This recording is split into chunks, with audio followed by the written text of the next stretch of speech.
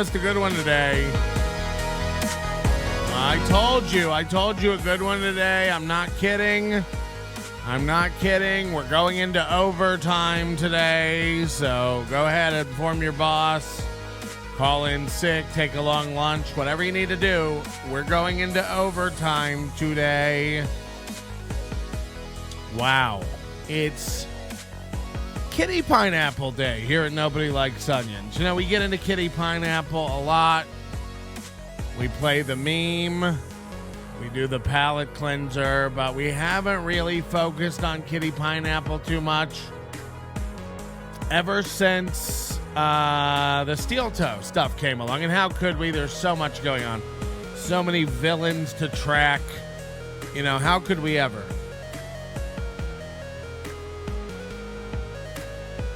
But we're going to give you a good intro today. Hit the like button for us.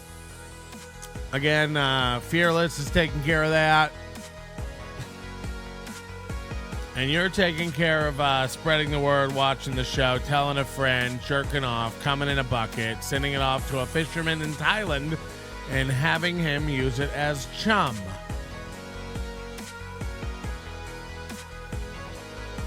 Anyway, look, I've got a long, long life ahead of me. I got to get out of here. I want you to know that this Kitty Pineapple fella is one of the strangest ones you're ever going to see. And don't worry, sprinkled in here, I've got some other gold for you. We've got Daisy, Caitlin B. We've got Angie Crumb. Just some of the dumbest comedians of Vegas, Lex Las Vegas. It's all sprinkled in here amongst these shows. I think I go off on Rokfin. We're trying to do some stuff on Rokfin 2022. And they're just the most unresponsive, non-caring. If you're not into teen boys wrestling, then Rokfin doesn't really give a fuck about you as a platform or a creator. But you're going to love it. So the first show is kind of more of an introduction into Kitty Pineapple, kind of me discovering Kitty Pineapple. The next show is one of the most bizarre things ever. After the first show, Kitty Pineapple reached out to me and tried to blackmail me. Tried to come for ya boy. I'm your boy. She tried to come for me hard. And it's one of the funniest things you've ever seen. Talk about total lack of awareness of who you're dealing with. This is Kitty Pineapple. So you're going to love it. You're going to enjoy it. 2 shows back to back. The World of Vegas Comedy, Introduction to Kitty Pineapple, and then the psychosis, the blackmailing attempt. I to this day, I can't wrap my head around it. It's one of my favorite moments of NLO history and one of my favorite moments in the year before you, as a YouTube viewer, probably discovered the show. If you're an old fan, thank you. Thank you for your love and support. Hit the like button. Hopefully I'm having fun in Hawaii and chilling. Maybe I'm on social media. Maybe I'm not. Who knows? Who has the time? But I hope you're having fun. Enjoy the chat. Hang out. Be nice to each other. The mods are still here. They'll get you. But remember the real enemy here, Kitty Pineapple. And this is homework. Because when I come back, we're going to talk about Kitty Pineapple. There are some new developments. Big news. Not that big. And we're going to need you to be caught up on Kitty Pineapple. I don't want any excuses, okay? Do your homework. Get in there. We're doing it. Okay? Thank you. We'll see you soon. Watch Tukey tomorrow. Tukey on Wednesdays. And we'll see you Thursday here with another best of. Whew. It's all new with less carbs and more negativity. Get it out. Get it out of me. Get ready for Nobody Likes Onions.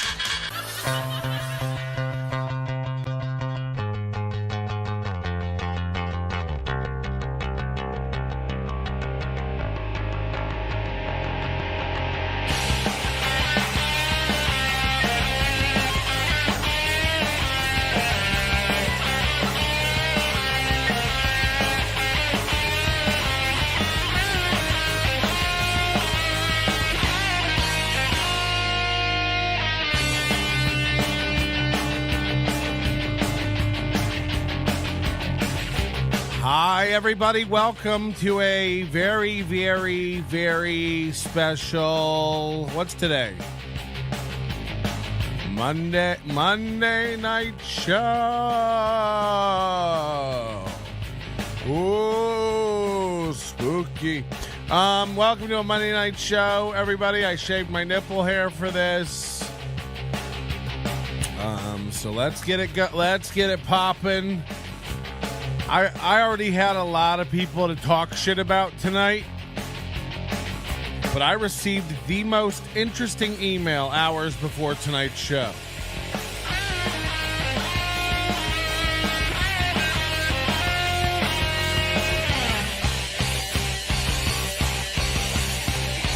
We've got a thing. It's called the Overdose. Head on over. Use promo code THANKS. Save 10%. I've got over 15 hours of stuff coming out on the Overdose this week. We do so much bonus stuff you're not aware of. We're doing bonus stuff over at Rokfin. That's starting back up again this week exclusively. Also for our members here just on the YouTube channel. Thanks so much. Going to be an amazing show tonight, says somebody. What should I send Patrick for Christmas? I'm going to update my wish list over at nobodylikesonions.com/wish. So that'll be great. We've got Sword in the Scale here. That's great. Is Jill Carlson here? I was hoping we could have a chat about the breakdown you're currently going through. Jesus Christ. I don't often get the urge to unfollow somebody. No, I never unfollow anybody, but it's brutal to do that. I never do the unfollow, show me less of this, any of that stuff. I don't want the algorithm knowing what I'm into. That goes for porn sites, too. I'll do random searches for shit that's so far out of the ordinary, cripple pilots. I go nuts. And then I'll leave it on. I'll walk away, after I come, just so it thinks that that I like that stuff. No, Jill Carlson's a new friend, but, it's getting to a point now where it's like, I can't take too much yelling about how great you're doing when it's clearly. I'd like to help everybody get through it by showing them themselves in a mirror. And you might be like, Patrick, when are you going to get a mirror? And it's like, back off, Dad. Continuing the tradition of just getting fucking hammered. I'm really enjoying getting back into alcohol again after months and months of not drinking. And I feel like vodka doesn't count. Vodka's clean. But we're going to be talking about a lot of people tonight. Again. And I don't know, what's wrong with me. But I can't stop. I can't stop. We've got to talk about Ty Rivera's new video tonight. We've got to talk about Angie Crumb's Instagram again. I wish we didn't have to. We've got to talk about the roast of Jizzy Jazzy J.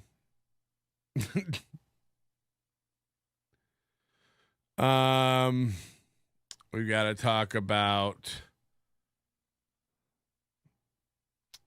Do you want to just see the email that I got? It's fucking nuts. And I tell people, email me at Agent O. I won't divulge your name. Obviously, I think this is from a fake name.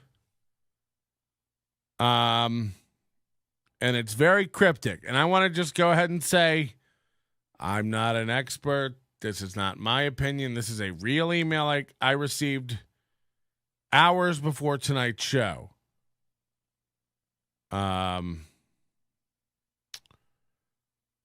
So I'm gonna chime in here and pause as we read this. I don't know. A lot of this is brand new news to me, and I want to make it clear I love getting these. Keep them coming. Agent O at nobodylikesonions.com. Keep them coming, daddy like. Holy shit.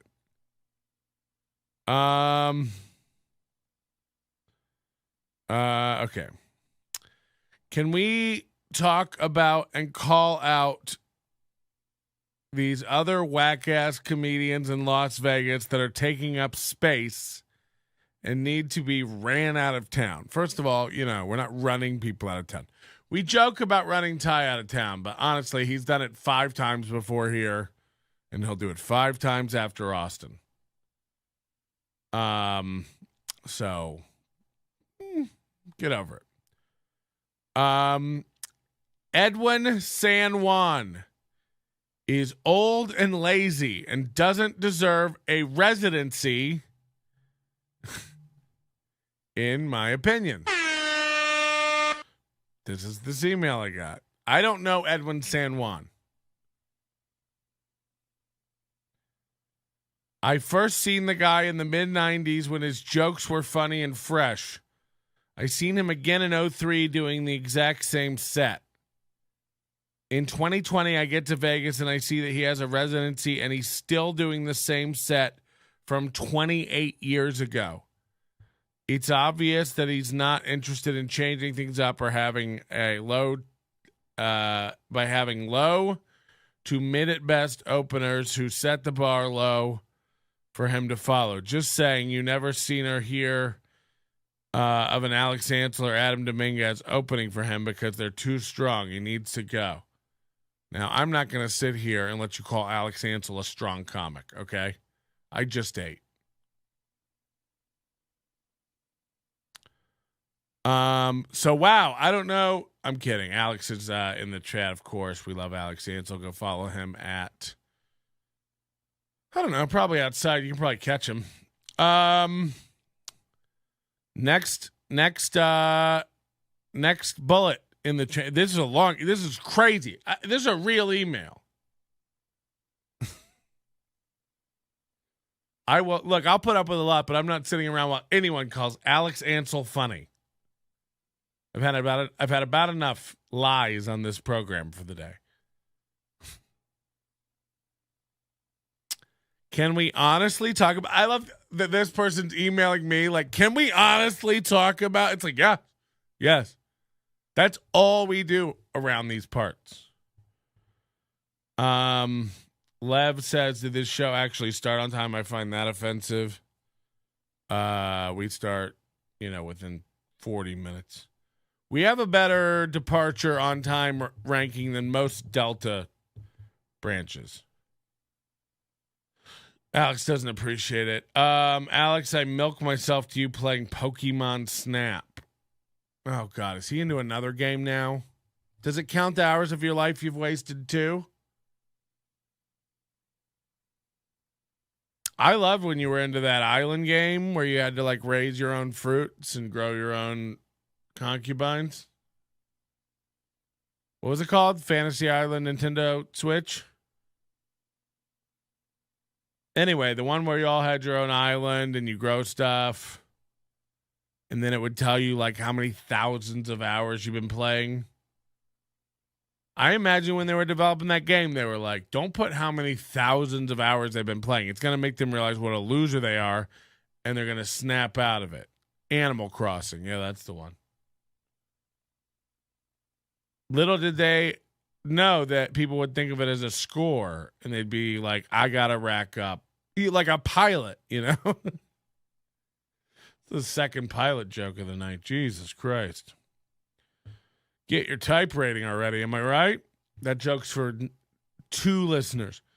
Can we honestly talk about... Fuck, I'm sorry for what's about to occur. Because I don't like to assault the trans community. Or do I? We've never really done it. I think it's about time we beat the fuck out of a trans. You think anybody would ever say that seriously? 770 hours, says Alex Ansel. He still plays it. I bet your garden is as overgrown as your bottom teeth.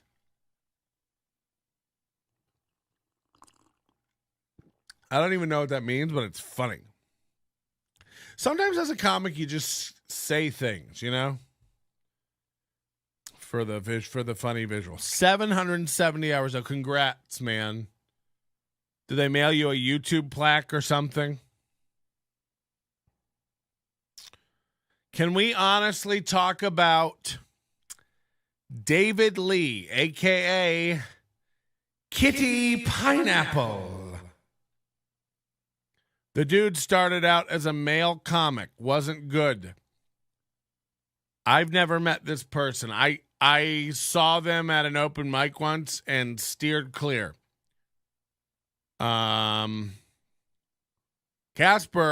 on the other hand, likes to dress up as Kitty Pineapple for Halloween. Never gonna slip, never gonna fall, giving all of it, giving it my all. Which I find to be trans cultural appropriation.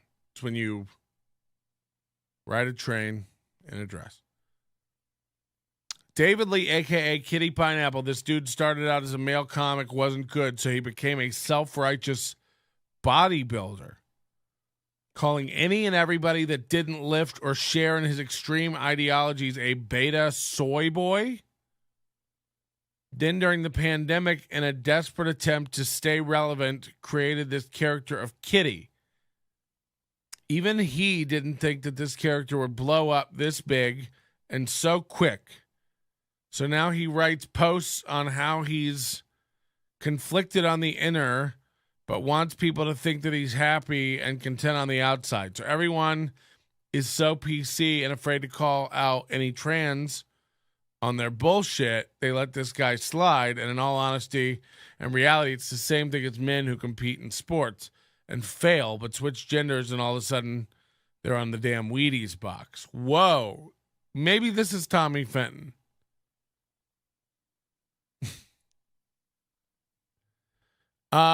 So maybe we do need to look into Kitty Pineapple.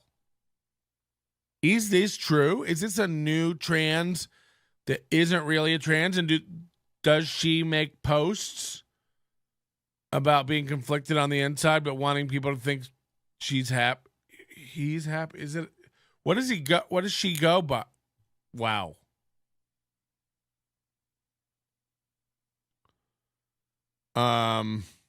Yikes. So yikes. If this is real, we go on. This is a long, I can't, I don't know who, I honestly have no idea who sent this. I imagine the name is fake. Even if it wasn't, they didn't tell me I could say the name, so I won't say the name. Can we also call out, I like how this person is with me. They're on my team now. And by the way, if you're watching the show, help the algorithm out. Give it a like. It means a lot. Whether you're watching live or later, it helps the YouTube algorithm understand that you enjoy the vid. So, there's more than double of you watching. It really doesn't take a lot. You're watching it anyway. Hit the like button. Mobile, it's easy. What is your thumb busy?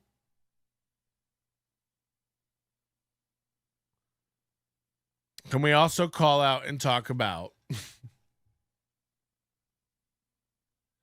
Wrath of Butch says, it's so cute watching a 55-year-old try and stay up to date on all the young people stuff. Thank you, man. Thank you. This has been a whirlwind for me. I started podcasting when hashtags didn't exist and people still needed to know how to program RSSs by hand. When I was a kid, you used to have to go get your podcasts and walk them back to your house 90 miles in the snow. But today, they just come to you with a push notification and a dream. Get fucked. You're here all the time, so you're pretty into me. And I likes it. I appreciate that about you. Can we also call out and talk about how these trash comics have been putting up trash content online because a few months ago, they seen an episode of Unbothered that encouraged more online content from comics. Yeah, but it's all like Casper, At least Casper realized how dumb it is and quit. A lot of them don't ever quit. Poor Big Irish Jay, go have a look at his YouTube. You know what I mean? Every fucking video. 8 to 20 views. It's sad. Years just chugging away. Poor man. I try to bring him a little clout over here. But, it doesn't do him any good. He's got a black guy on the channel, so I imagine people get turned off immediately. Imagine being a new listener to this, like tuning into this, like stumbling upon it and hearing that and being like, holy shit, this guy. I knew he'd smoke him out. We got you, Jay. I knew if I talked like subtle shit about him that he'd fucking worm his way out of the.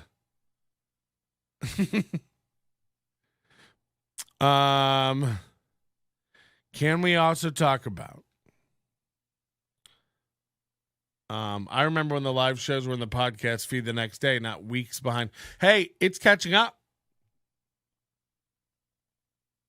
It's catching up. It got overwhelming with the PM and the AMs, but I got a little bit of a flow now. So it's catching up. And if you're on the overdose, man, your feed is overfloweth, if you know what I mean. So you're welcome. Get out of my dick. I'm like Candyman. Mention me and I appear because of the diabetes. Oh, Skakel's here. Did Casper actually quit? And you know, Danny Noonan, you're a chronic complainer, okay? I don't know what happened, but we have a lot of mailmen who listen to this show, and I find it both disturbing and confusing. I think you're all nuts. There's a reason you guys end up shooting up places. Male people are fucking gross. Can I read the rest of this shit talking email now, you nuts? I've seen more comedians put out sets with no damn comedy, no audience laughter. A guy named Wayne filmed his set at Lex Las Vegas.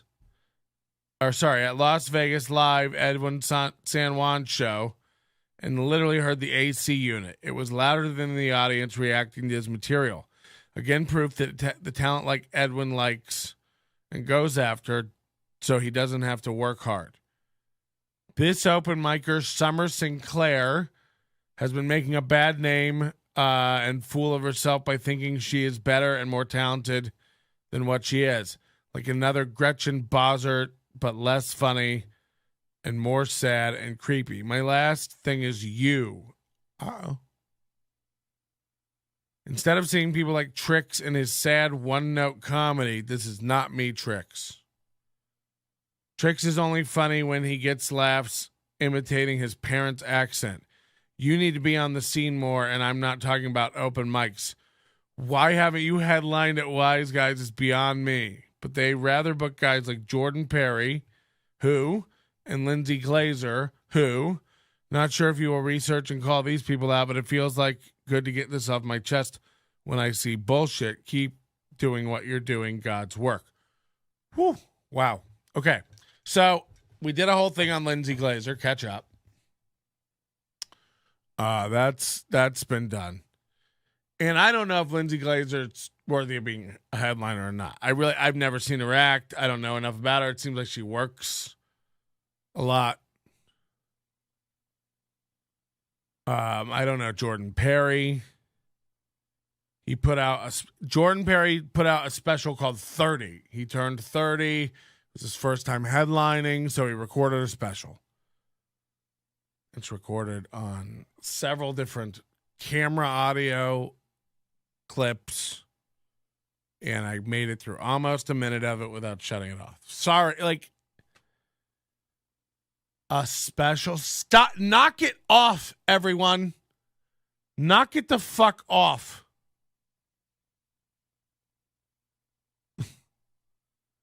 What happened to everyone where they think they deserve a special?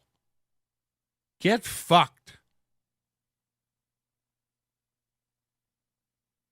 It's so cringe and embarrassing, really. And this isn't about Jordan Perry. I could give two shits how much of a good comic he is. And Kitty Pineapple, I don't know. I'll tell you this. I don't know Summer Sinclair. I don't know Edwin San Juan. Anyone who does the Paprika Show, anyone who goes over there to the Paprika Show and sits in David Hewlett's sad kitchen while he stumbles and bumbles through a program is already an out of it to me. You're not good. You're not good. You should pull up his podcast online, have a look at it, and go, I'm all set. Call me when you figure it out. Every episode, we got to restart recording. The camera's crapped out. You know, you switching around. You're never even recording the good audio through the mics that you've cobbled together on your grandma's kitchen table. What's going on, everyone? You know, you'd think I'd run out of things to scream about. But if no one else is going to put their fucking eyeballs in, you know, we may have to be here a while. So grab a drink. I'm getting a headache from screaming already. And I haven't even begun talking about the women of the evening.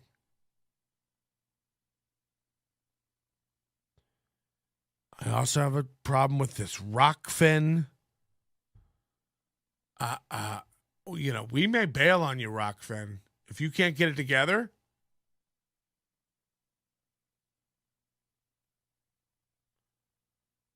It feels like, I'm going to tell you this, it feels, Rokfin, like you don't give a fuck about your content creators other than your wrestling people. And I don't know what the fuck's going on over there. Rokfin. They hit me up. They want me to bring in content creators. They want me to recruit comedy people or recommend comedy people. They're going to share money with me.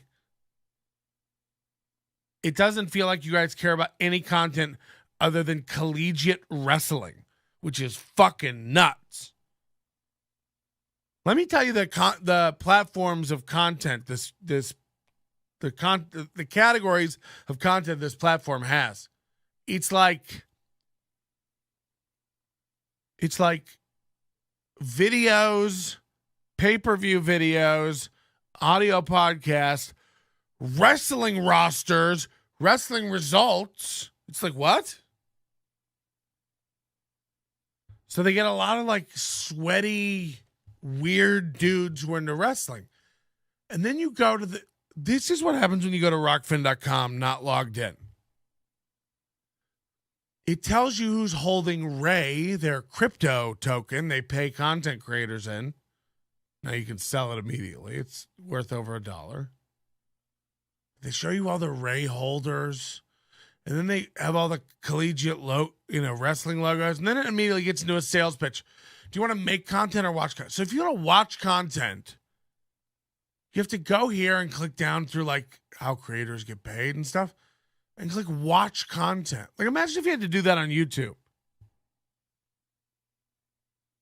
Then you go in here again. And it's like, here's who's live. And then here's rankings, stacks, MMA, football, a lot of college sports, Brazilian jiu-jitsu. And then, like, you know, freaks who are banned off YouTube for their opinions. Crypto nuts, crunchy hippie, geek girls. And then across the top here, they have categories. Free thinking media, comedy, open mind, wrestling, MMA, Brazilian jiu-jitsu, crypto, football. And then that's it. That's it. That's all the categories they show. But what's nuts is there's no listing of categories or anything, just here at the top. So you think, okay, the only categories they have are free thinking media, comedy, open mind, which what's the difference between that and free thinking media? Wrestling, MMA, Brazilian jiu-jitsu, crypto, and football. Okay. They have 8 categories. But then you go into comedy and you come to like Owen Benjamin. No, not a good example.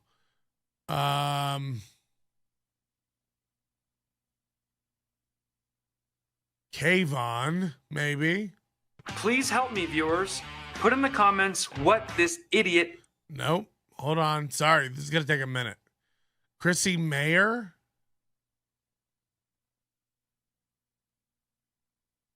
Nope. Fucking hell. It's going to be hard. I'll have to find one organically. So it takes a second and you'll get what I'm saying. Tinfoil hat, Sam Tripoli. Nope. This is how it works. You literally have to stumble upon it. So this is actually working great because you'll see how retarded this is. Welcome to the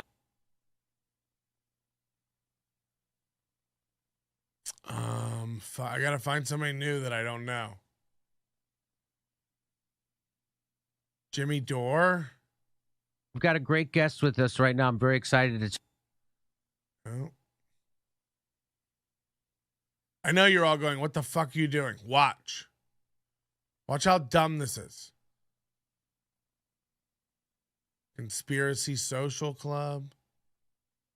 No. Is this all the comedians? Like, so it's a lot of repetitive shit. Let me go channels. And go like Brendan Walsh.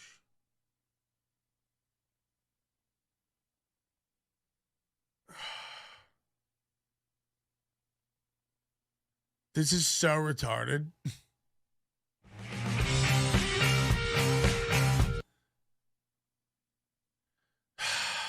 Anyway, you can't control what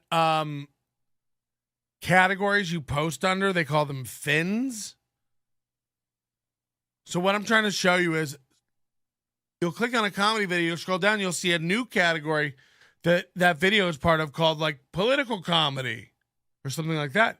And you click on that. And then there's all these channels that are part of a political comedy thing. And it's like, there's no way to find those people organically from the front page. There's no way to even find out that category exists on Rokfin unless you stumble upon it, a video that's been put in that category. There's no category listing, and they have tons of hidden categories that you can't find. Not even if you search. Maybe if I search political comedy up here.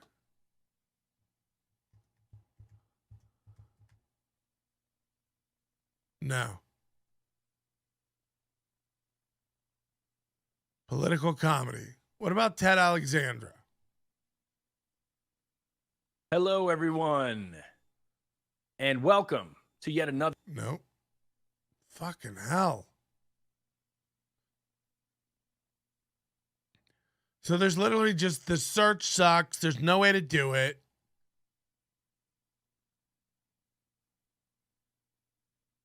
So these are the relevant fins, which means categories.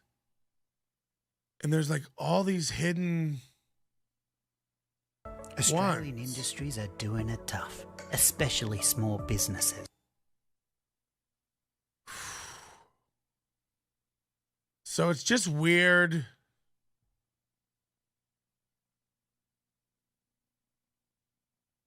And it feels like they don't give a fuck about anything other than wrestling. And again, you know, what's going on with wrestling and dudes? Yeah, so they put me in comedy, and I was like, could I get in political comedy for when I do politics stuff? And then they just don't answer my emails. It's like they don't give a fuck. And it's not like I'm not bringing in money to the platform. It's not like I'm not content creating on the platform. But if they don't give a fuck, and I think Sam Tripoli's like their big... Sam Tripoli and Jimmy Dore are like crushing it on there, so they don't seem to give a fuck about helping other content creators. But how are you ever going to grow if all you care about is collegiate wrestling? What's the appeal of this? You know, people are paying big money for this. Inter-event. You got a pay-per-view to watch this. And these dudes just talk about it. So this is a ranking. These aren't even like videos to watch. It's like just reading rankings. Like, cool. And then, like, dudes comment about it. I don't think Justin's going to be good this year, you know? Like, cool. Talking about the Ohio State rest. Like, what is this? Doug Schwab after a big win over Ohio State. Fuck. Talk about the duel overall and how you felt about it. A lot of tough matches. Shit. I just spilled my whiskey all over myself. My whole leg. I reek of whiskey, my carpet. That sucks, dog. That sucks for me right now.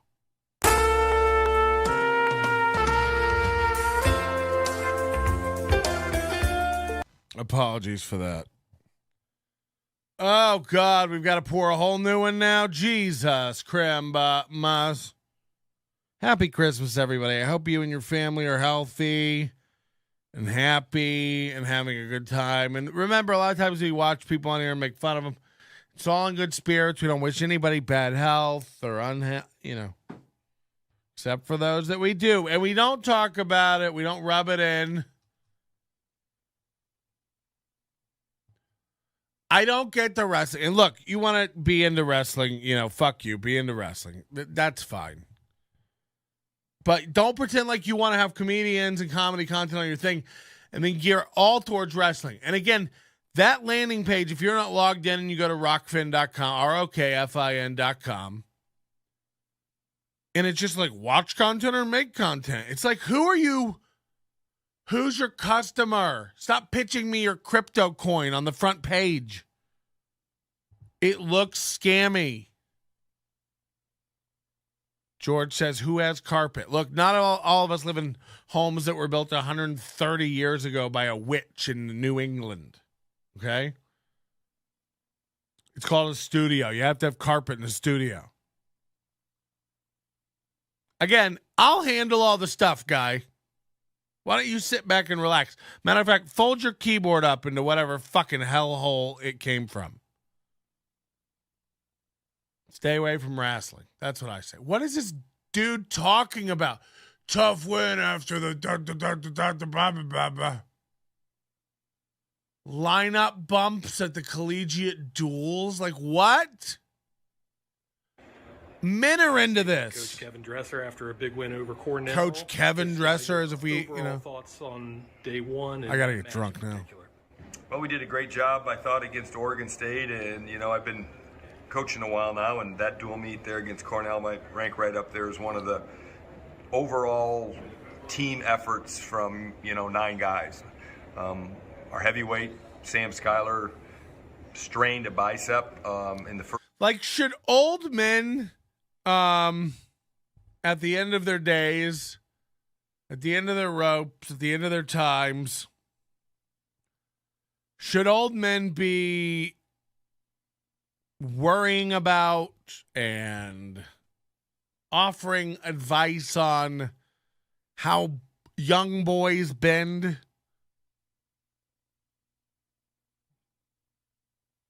I submit that they should not. My leg's going to be all sticky from this whiskey. So get it together, Rokfin. If you want respect of your creators, especially your comedians, you want to bring some content creators over here. Make it easier for people to find your fucking content. Do you not have an ambassador for this stuff? I thought Sam Tripoli was supposed to be on all this shit. Also, I don't know what this website's built in. It's like a React JavaScript front end on the back of a fucking CloudFront server or something, but it's slow and clunky, dog. And there are a lot of features that would make publishing great for creators that could be rolled out very quickly. But no, you guys are worried about the collegiate duels and lineup changes in Ohio. You got to understand that, like, a lot of the people you want to bring over here who are into comedy or other shit aren't into, like, wrestling. Okay? Most of us have our teeth.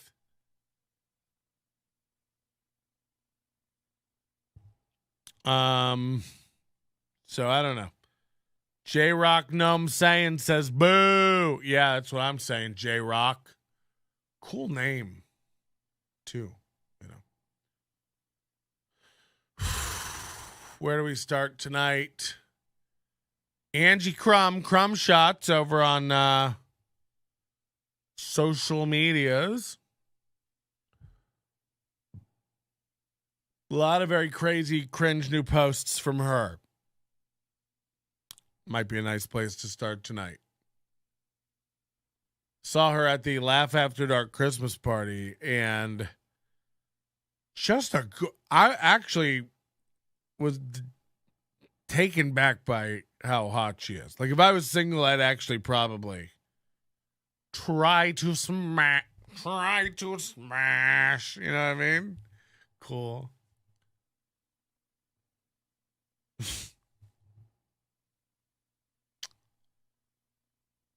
Well, the nostalgia is high this holiday season, and so are all the assholes trying to rekindle what they had with me.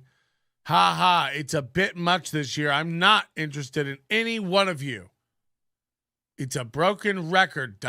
You had me, screwed me over, realized I was a great catch, and tried to come back. No, keep it moving. The only guy I'd be interested in having a conversation with ghosted me in August. LOL, the rest of you can piss off. Oh, and Merry Christmas. Holy shit. This is, again, love this new trend of women just posting their fucking L's online all the time. So this is a post about how men have, I mean, it's not hard, but how men have fucked you and then just bounced. And then they hit you up again to fuck. And I bet it works more times than it doesn't, if you're being honest. And then in the middle of it, you being like, I don't want any of you back, fuck off. You go, actually, there is one guy who completely left me that I do want back. It's like, what is this? Besides embarrassing and a mistake. Do you have parents? Even if they're dead, I imagine they've heard about this. You know.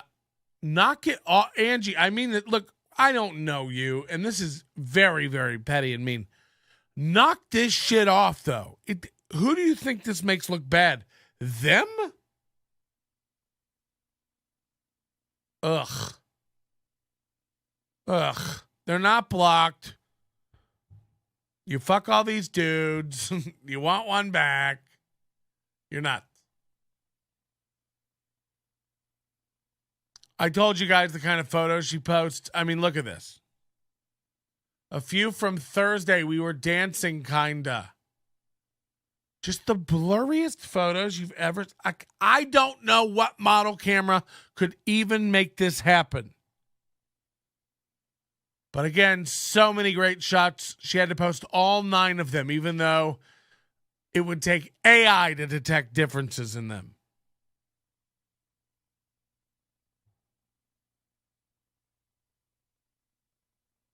Holiday special, comedians only, redeemable with Angie Crumb. Free haircuts through the month of December. So it says redeemable with Angie Crumb and has her number on there. I apologize for putting that up on the screen. Don't harass and call people. It's not cool. But she thinks you have to, like, what do you have to print this out and cut it or just show her on your phone? Redeemable with Angie Crumb. You better tip, though, LOL, right? LOL, you better tip. Ugh. And then this, which haunted my dreams. Tonight after the roast battles. By the way, there's this roast battle show, Wise Guys. She's a judge on almost every month, TC Morgan's roast battle. Comedians posting like, oh, you gotta see. It's like, it's basic bitch open micers. It's so sad and bad. Knock it the fuck off. Angie Crumb is judging the roast. The woman who can't resist reposting a meme He's judging the roast. She's above it. So, what does that tell you about how we're doing?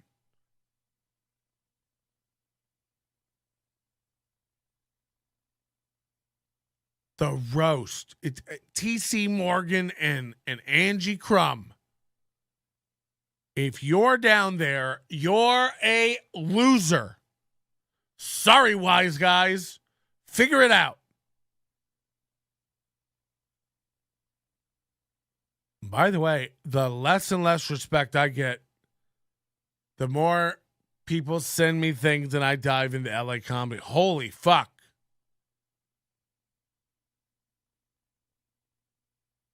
Holy fuck. Save it for another day. Also, keep the Butch dirt coming in. People are starting to send me their Butch Bradley fuck them over stories. Keep them coming in. Keep them coming in. And if you know somebody who's been fucked over by Butch Bradley, show them that show. Keep them coming in. I like that stuff. All these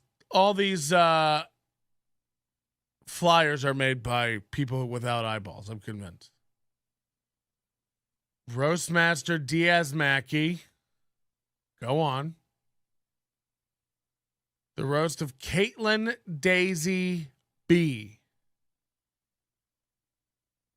Who I have no idea who it is. Angie Crumb, Sean Fitzsimmons, Kitty Pineapple, Trez Mala, Steve Henry, Lex Las Vegas, Melvin Washington Jr., and Diaz Mackey all roast Caitlin Daisy B. Oh, no. Now, from what I can tell, Caitlin Daisy B has been doing comedy for a year.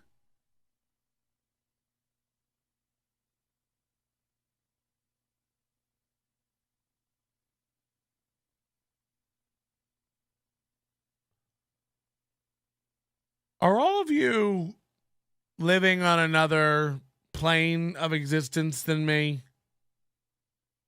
You know, one in which you think a roast is something we do for single moms and open micers who work part-time at a Sonic. It's like, why are we having a roast for Jizzy Baby J? She's been doing comedy 13 months. She's been on stage almost a dozen times. She's made $14 in comedy and features all over this city because they don't know what a feature is. Put it together for Caitlin Baby B.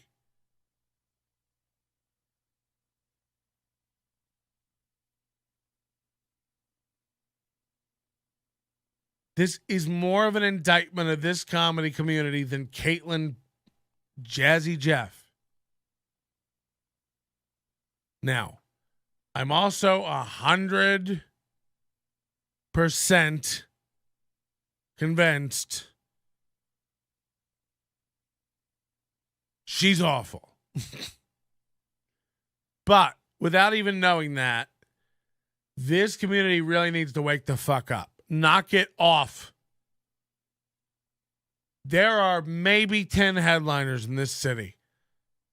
And aside from that, maybe 20. There's a lot of people like people don't see or know. But it ain't the people you think it is. I'll tell you that much. This is a town where you can feature doing 15 or 20 and headline doing 30. And boy, do bar shows and open mics love to have features and open mics and headliners at open mics. It's like you're at a barbecue restaurant, dog. This is sad. Now, it's fine if you want to come home on Monday nights and take a shower and rinse off the paste that's on your body from working your day shift, making coffee or giving Hoover Dam tours or shoveling out pens at the zoo. You want to go gather down at the local fucking watering hole and perform for all the other comics who also do the same thing, be a part of a community, and work on your craft. But if someone came to me a year into comedy and said, do you want us to roast you? I'd be like, what? If you came to me today and asked, I'd be like, no, that's gay.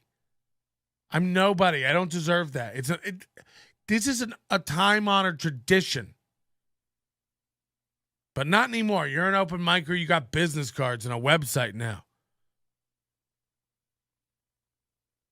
The Backstop Bar and Grill. This is a pregnant woman, from what I understand, who is being roasted in a smoky bar tonight at 11 p.m.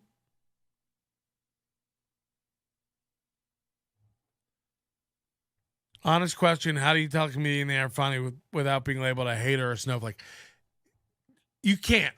You can't in this world. And all these other comics won't do it too. They're all going to pretend like Caitlin Baby J is the best. They're all going to tell you Kitty Pineapple rocks.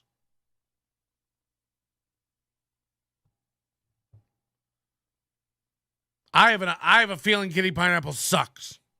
I haven't seen enough of her. My inclination, Kitty Pineapple sucks. But I haven't It's not. I'm telling you, that's not fair.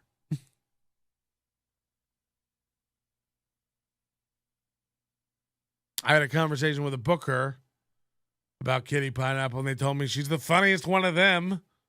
Not a compliment. So I don't know the answer to this. You blow up your career, you don't get booked anywhere. This guy, how are you not getting headlined at Wise Guys? They're not interested in comedy. They think T.C. Morgan and Angie Crumb are doing a great job at the roast. They're not watching it, or they're dumb. I don't know. And no other comic will tell them that because they're trying to get booked there. I could give fucks. I'd love to get booked at these clubs, but I'm not going to lie to you. LA Comedy Club, your lineups are a joke. Sorry. You know they are. I'm not telling you anything you don't know. Just no one says it to you. I feel like bottom many comics jerk each other off, telling each other they are funny, which just isn't healthy for their self-esteem and gives them a distorted perception of their ability. There's a difference between a healthy community encouraging each other, because there is space for that. But we don't live in that world anymore. We live in a world where everyone goes, great set when you got off stage, no matter what happened up there. We don't have mediocre sets. We don't have great sets. We don't have good sets. We don't have bad sets. We don't have okay sets anymore. We kill. We Jimmy McMurder up on stage. And it's like, recalibrate. If you think you're always murdering, you're probably not.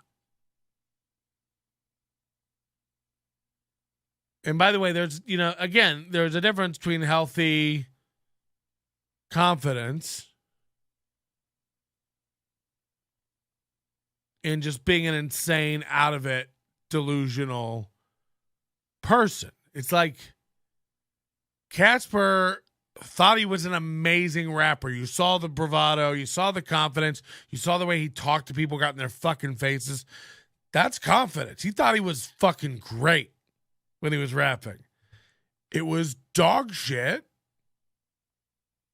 And now he has the hindsight to go, I was awful at rapping, idiot. But at the same time, deluding himself into thinking he's a killer comic. It's like you're literally repeating the delusion you had when you were a rapper. It's like you are a mediocre rapper And you're a mediocre open micer. You're not a feature. You're not a host. The clips you choose to post show us you're not good. You know, these are the creme de la creme. Not great. So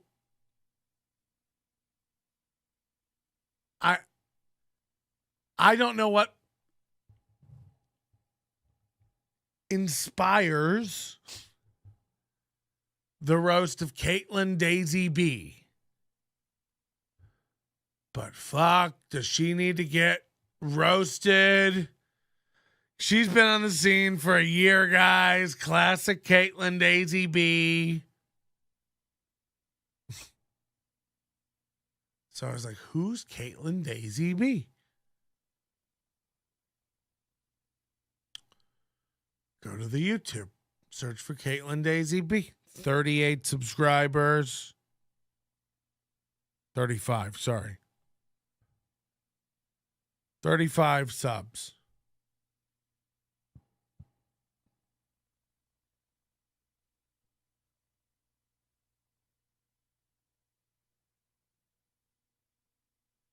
Videos. 2 months ago, throwback to 2020. So maybe she was doing comedy in 2020. Let's see. Thank you. You guys remember when everything was like easier and stuff said no shirt, no shoes, no service? Now it's like no mask, no shirt, no shoes, no service. Still nobody requiring pants at all. And I'm so tired of being like, fuck, I forgot my mask, like I'm fucking Batman or something. So how's everyone doing tonight? Monday night is the backstop. What a great way to break up the work week, right? I gotta give a shout out to my boyfriend real quick. It's his birthday. Everyone say happy birthday, Nick. He's turning 12. I'm just kidding. Nice. I won't tell you how old he's turning, but I will tell you he's too young for a senior citizen discount, but he's too old to trust a fart. All right, a joke. All right. We'll role play later, and he's gonna pretend he's Batman. I'm gonna pretend I want to have sex.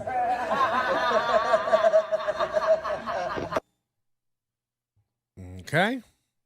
So that's the first Caitlin Daisy B video.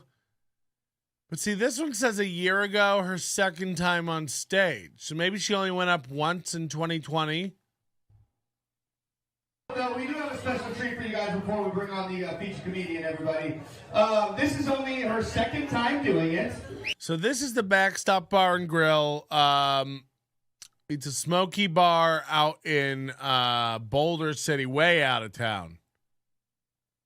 30 minutes, 45 minutes.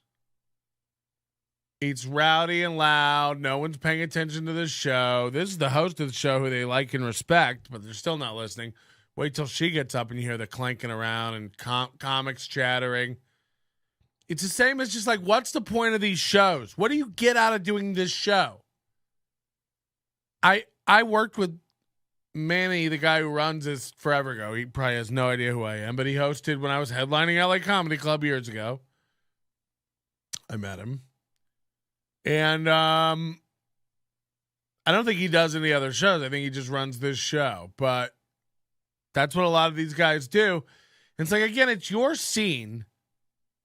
So you guys can do whatever you want. You guys want to go out to Boulder City and pretend to be comics every Monday? Fucking awesome. You want to get a pregnant woman on stage and roast her? It's important to create a healthy community where people support each other, but it's important to be honest with that communication and be able to give each other the healthy credit. Yeah, I mean, it's just David Hewlett and Casper over there thinking they're fucking nailing it. It's just like, okay, guys. Now, it doesn't hurt anybody. It doesn't hurt anybody that Gretchen Bowser runs around telling a few jokes here and there between perch snatchings.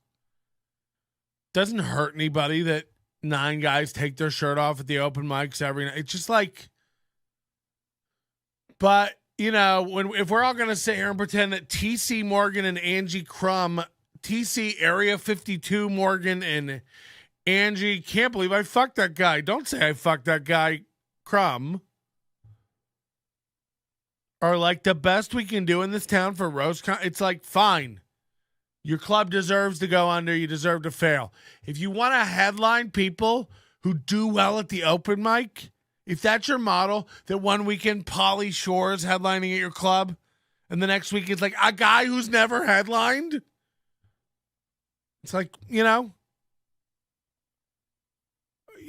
like, what does it say about your club? Like, LA Comedy Club, what does your lineup say about you? Holy fuck. When I used to work for you, it was like Bert Kreischer. I don't even want to say the names now. It's so fucking cringe and embarrassing. Guys who feature on the road and bomb, headline LA Comedy Club. It's not a good credit. It hurts. It hurts. Last honest question. In the beginning, most comics suck because they haven't found their groove or style. How long after not finding a voice should a comic just accept they aren't cut out for? It doesn't even happen just once, man. You change your voice. You change just as you change as a person. So, I feel like it takes a few months to figure out your shtick, but what about comics that aren't funny? You get guys like Skippy Sprinkles who, like, they're never going to change their shtick. His shtick is, I'm not funny and broken. Every day, this guy misspells the same post on social media. Tonight I'll be at Wise Guys. This is my office. This is where I'll be grinding. This is my office. This is where I'll be grinding. Friday night, this open mic over here. This is my office. This is where I'll be grinding. It's like, you need to grind your teeth down and bite your tongue off. Fuck. You will never be anything. You will never be good. Hang it up. You want to pretend you have friends and go hang out at the fucking Ocha Bar? Fine. That's what everyone else is doing over there. So when I see you on a lineup, by the way, and there are comics I like and think are good showing up on these lineups for like Trouble, it's like, get out of here. Get out of here. If you're on a Trouble in Vegas lineup, you're not a real comic doing anything. This guy is a scumbag promoter shithead. And the only people you can get on his lineup are bottom of the barrel people. When you got like Casper featuring, ugh. This is where I'll be grinding. We know. If we want to find you, we'll ask the police to locate your bracelet. Fucking hell. Grinding, doing the same minutes at the same open mic. Right. He's done 350 shows this year or something. Great. And still bombs with the same material? I'm not a comedian. Ah! Caitlin Daisy B. The roast. Let's bring a pregnant woman out at 11 p.m. and roast her. Oh, fire, dog. Who's going to be doing it? Lex Las Vegas, the guy who loves everyone? I think Lex is mad at me because I'm picking on this. And I don't have a problem with Lex, but nobody has a problem with Lex except Ty. Lex is a nice guy. He seems to want to be Mr. Vegas and like pop around to all these places and like, be the Mr. Vegas guy. He runs a group called Vegas Action and Entertainment. But he also wants to be a comic. And then he posts weird stuff like this, like real ones over fake ones always, 100. It's like, okay. There's Caitlin Daisy B, the roast of Caitlin Daisy B and Baby. And then Lex Las Vegas says, just made this event for tonight. Yes, it's tonight. It's a baby shower roast party. Come show love and let's get drunk.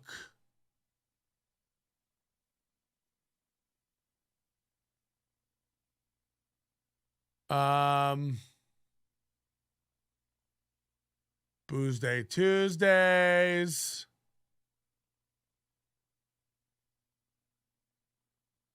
Skippy Sprinkles. This is my office. This is where I'll be grinding every day, every fucking day. We know.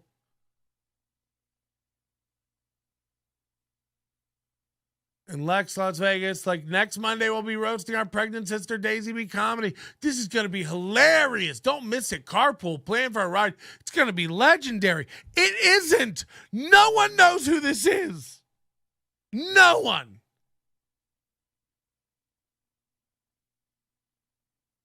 So, like, you have a group called Vegas Entertainment and Action. I'm coming to town. I join your Facebook group, Vegas Action and Entertainment. And I see an event listed, the roast of Caitlin Daisy B, a 1-year open mic comic, and her baby at a dive bar in Boulder City, an hour out of town. How fast do I unjoin your group for the hottest shit in Vegas?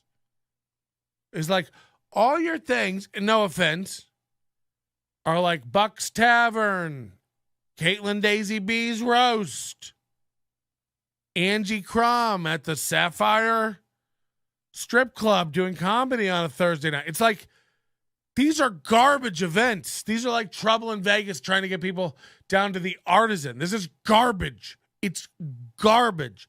It's D-level shit in Las Vegas.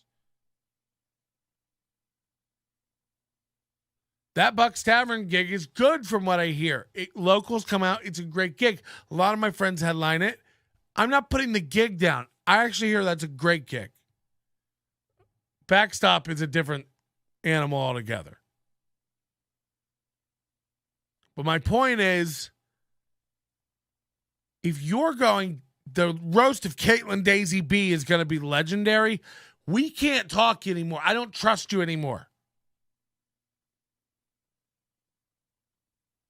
Buck's Tavern's going to be a good show. That's how you need to sell that one.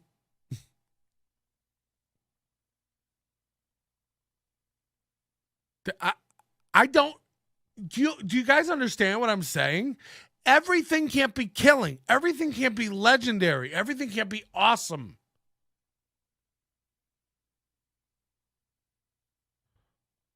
Darren Carter, the party started. Darren Carter's a very good man. Love that guy. Yeah, he was on the show for years until he got too annoying. Droid. I wish him the best. He is a very nice man who's very helpful to new people. He didn't deserve the way I ran him out of the show that time. But he is very annoying. And I won't put up with it. So, look, it's not that Caitlin Daisy B deserves to be ridiculed. But it's very odd. Let me say this. If you have a headshot where your mouth is open and you look surprised,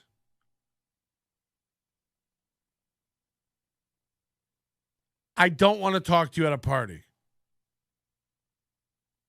I don't know why that's relevant or how that makes sense, but it is 100% true. I don't know what that is. It's something about the essence of you. It either means you're a really new comic or you're like a super out of it comic. So if you've got any headshot where you're just like, beat it. I need somebody past that point in their career where they're like, can you even believe I'm getting a photo taken? Performing at Backstop is cheaper than buying Plan B. Caitlin Daisy B. How old is this bish? Okay. First of all, make some noise for that because comedy is not easy, especially your second time. The first time she did really fucking good. I'm hoping it goes the same for the second. But I love her, and y'all know her, and she's a local. Make a lot of noise for Daisy, everybody. Daisy. If you sit in the front row at a comedy show, when you're on the show, I don't want to know you. You're too new. You don't get it yet.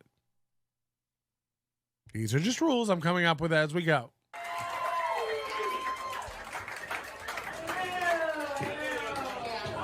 Who's filming this?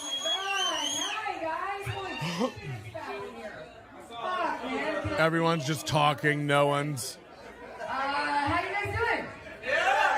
Everyone doing good? Give it up for Manny and your bartenders and your comedians. And the troops. Thank you for coming out to support. Appreciate it. Yeah, you guys ready for some funny jokes? Yeah, who's up next? I beat her to it. So, 2020 has been a crazy year, right? Hasn't it? It's been nuts. The prince is no longer the prince. Weinstein, pedophile, and a pervert. Epstein was an actual person. And then coronavirus, you know, which is sponsored. Who's walking around with this video like a psychopath? By Charlemagne, Robin Williams and yeah, and then when Photo Booth? What was that movie? Crazier, right?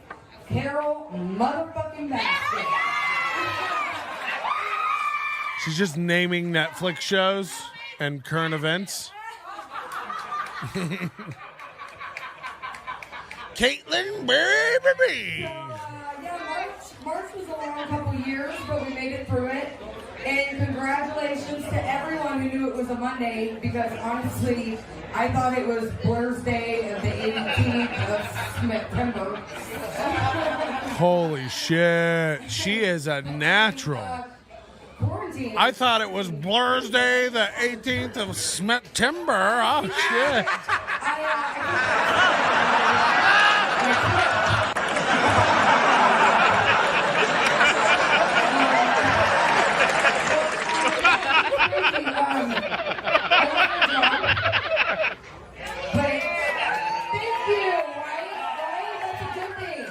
She brought like a full book on stage. I'm actually saving money right now because they paid me less than the drugs. Hey, we got 40 people watching or something. Can you hit the like button while we're Seriously. if we can't get it over 23 likes, I'm out of here. 4 times than Howie Mandel in a shitball fight. Or hit thumbs down. I don't care. Thumbs up or thumbs down. Let's get it popping, dads. Is about a 206%. I just licked myself to get a buzz. What I wouldn't do to like just only be afraid of a little bit of a lettuce again, right? Like just those days. Wow. She's just saying like things that happened. Second time ever, maybe? I don't know. I had to write my will to just go to the gas station. And I left everything to the government. They're the ones that gave me the debt in the first place. She's just saying premises she wrote in her notebook. There's no jokes. And yet someone's cackling. You know, though, when this is over, we're going to have a couple things going on. There's going to be another baby boom. There's going to be a massive dead body dump. And there's going to be never-ending episodes of my 600-pound life on every channel. Oh, no, that one. Somebody said that. Oh, whoa, that one. Producers come to find me. I wasn't really sure how that worked. But I actually got lucky. I lost all my quarantine weight the old-fashioned way. Bulimia. And you know, you find out a lot about yourself when you're yourself and the others around you. This is going great. Yourself and those others for 113 years of quarantine. Like for me, I learned about myself that I am rather annoying, especially myself. People are clapping and going, no. I also learned that I can play a sweet electric guitar. Like, sweet. In my head. Because she can't really. I I learned that she thinks the birth control is the Plan B pill. That's literally the laughs. I also learned something about my boyfriend. I learned something about him. It was interesting. He likes, well, he loves foreplay, right? But that's not the thing I learned. I learned that his definition of foreplay is to get completely naked, stand in a room, and wait for me to walk in, so you can go like this. You're welcome! This isn't funny. Does anyone here have kids? Anyone? Yes, yes. You're about to. Raise your arm. She got pregnant this night. It was a night just like tonight. As well, you probably learned that the teachers weren't lying and that they weren't the actual problem either. Everything got so clean while humans were on house arrest, you know? Dolphins returned to Italy, seals to the beaches, hobbits to New Zealand. She is killing.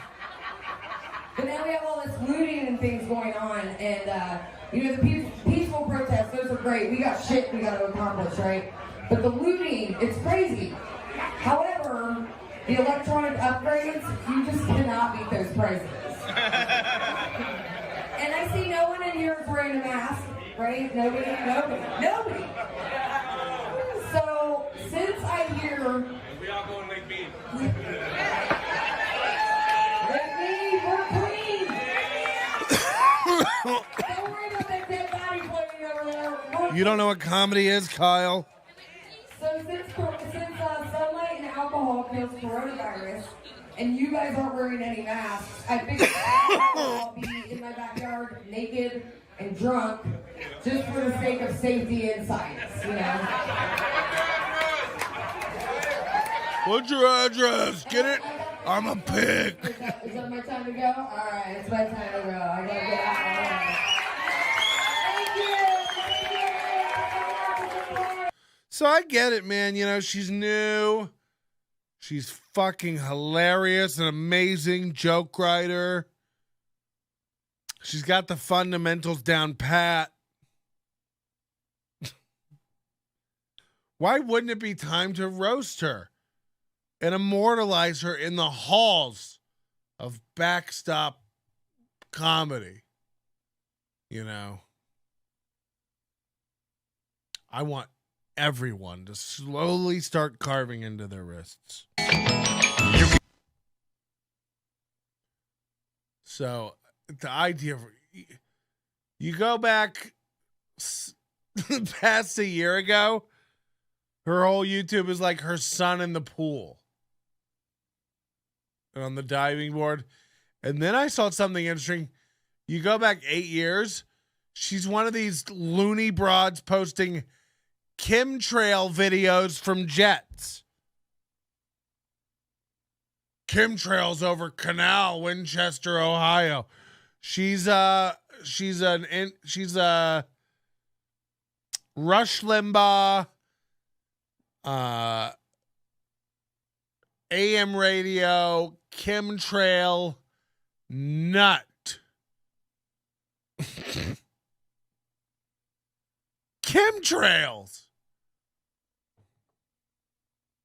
That's so weird. It's because they're chemicals. Huh? Upstairs, I think. It's because it's chemicals. That's so It weird. looks like that. They're dropping chemicals. So she's telling her daughter, because they're chemicals, because they're dropping chemicals. The government is dropping chemicals from Southwest 737s.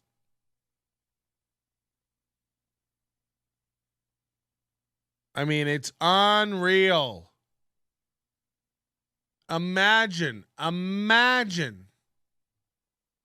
This is another one of these Gretchen Bozzert, low IQ, dumb moms trying to do comedy. It's the same as Angie Crumb. She just hasn't had the kids yet. It's like Angie Crumb is a dumb wine mom. Angie Crumb likes memes. Angie Crumb loves wine. Angie Crumb loves being a fucking slut. She loves it. It's part of who she is, and don't you dare tell her what to be. It's fine. But these people are going through midlife crises or something. By the way, I know Angie Crumb's been doing it for 20 goddamn years. I'm sure it'll break soon. She falls for every goddamn scam, too. She's reposting this, like, online content creator search for this online DAO. She doesn't know what a DAO is. She doesn't know what crypto is. She couldn't begin what a digital autonomous organization does or how it works. She's just getting all of her friends involved in it and telling them to submit and yada, yada, yada. What she doesn't know is it's like literally Jake Paul's new crypto scam. Like just a little bit of digging to see who's involved with it. Anybody can find out. So Gretchen Bozzer, real estate agent, normal person, snaps, wants to be a comic, gets offered a special, she deleted all these videos, but I'm telling you, in Florida, she was like, fuck you to everybody. She went on stage, she's like, I just found out I got a special, so you guys can eat my ass. Nobody was laughing. And then she did that special, which we've all watched, was in a bedroom with a laugh track and a ceiling fan going.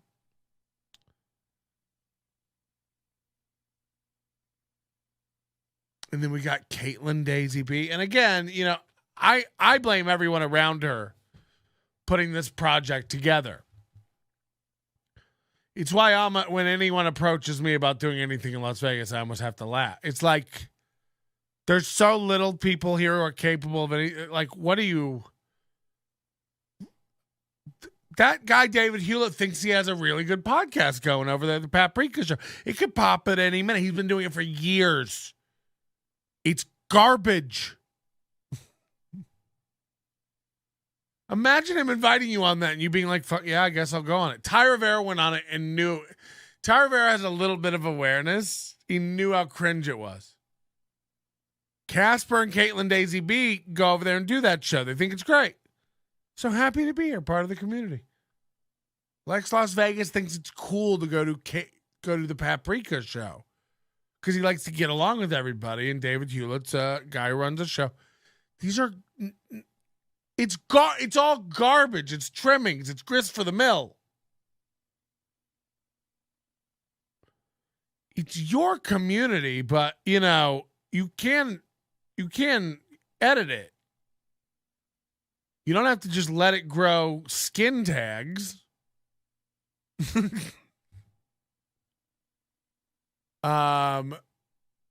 So I'm sorry to be. Can we look into Kitty Pineapple before we get out of here? Now, I know we've got Leah in the chat. Leah's Kitty's manager, agent, I don't know. So, this could get weird. But they said his name was David Lee.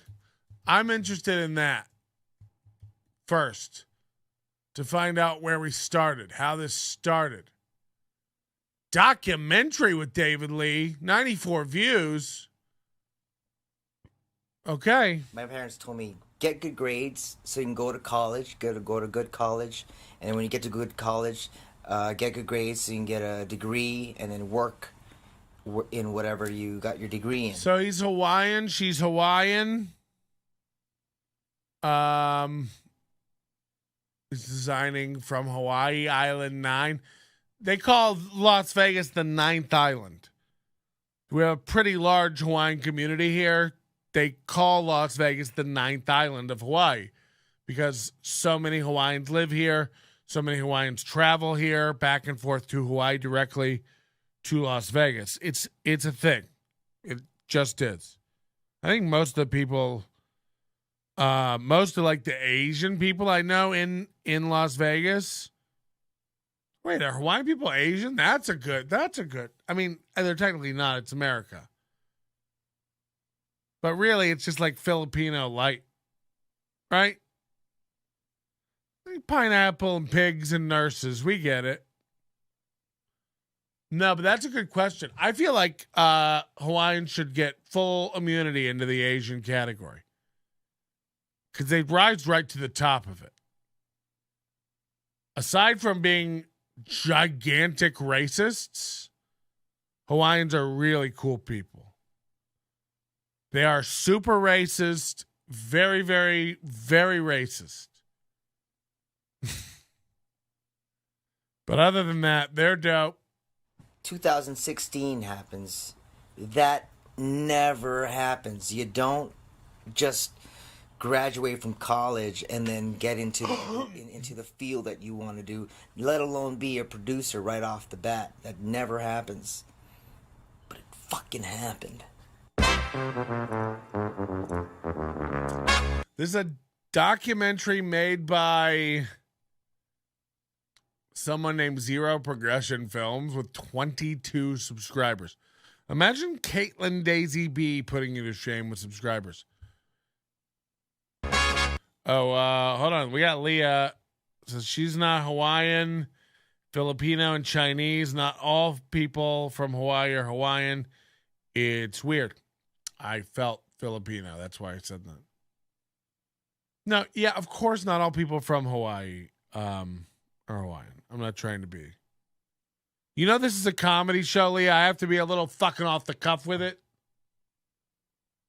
I'm going to be fair. I'm going to be 100% fair. I have a feeling she's awful. But that's just my instinct. So I'm going in with that. I don't want to go in with that. I want to be... These are serious accusations in this email. Started out as a male comic, wasn't good. I mean, is this true? Does she have doubts about her sexuality and gender and write posts about it? Is there a blog?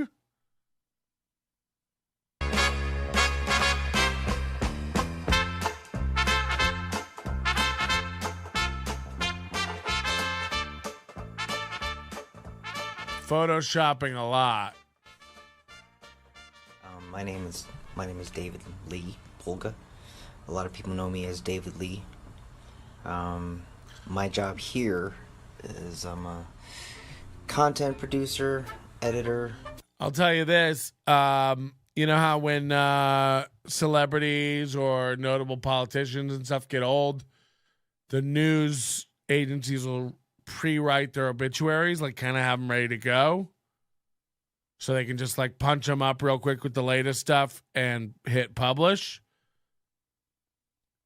I want to do that with Kitty Pineapple for when she quits comedy. So we can just be like, breaking news, Kitty Pineapple. What do you think?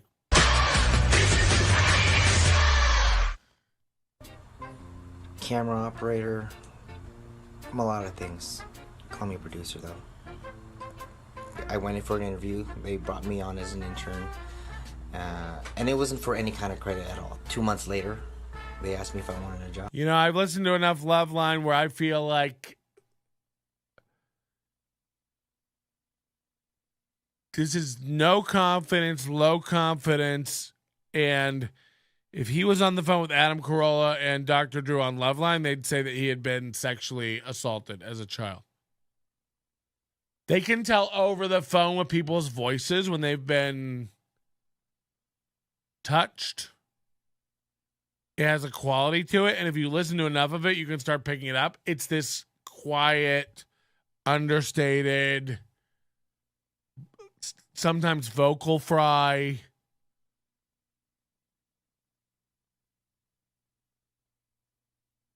I was like, yeah, I would love a job. Took me on part-time. I got out of college, and then somebody asked me if I would like a job doing what I'd love to do, and I was like, yeah, you know, I'd love a job. Who talks like that? Yeah, I got out of college, and they were like, do you want to... Like, that's a neutral tone. Yeah, I got out of college, and it was just like, that's it. When we were in Hawaii, a fan ran up to Kitty, super excited, and Adam leans over to me and says, That fan is going to be really disappointed that's not Joe Coy. Yikes. And then they sold the company to someone, a bigger company. A new GM took over, and you know, I left 3 months after the GM took over, and then 9 months later the GM left, and they called me back. I'm like, hey, you want your job back? I'm like, yeah, give me my job back. It'll be awesome. I'll do it right. One of the shows we're doing right now is called Island 9. Island 9 is a show right there, basically about a Hawaii transplant, me. He leaves Hawaii so that he can be in a totally brand new environment, something different, you know. What does that mean, a show we're doing right now? So he moves to Las Vegas. That was his first mistake right there. Another show in the making is called Filmmakers Lounge. It's basically a show about filmmakers. We're gonna watch. Like, what creator do you know with this energy?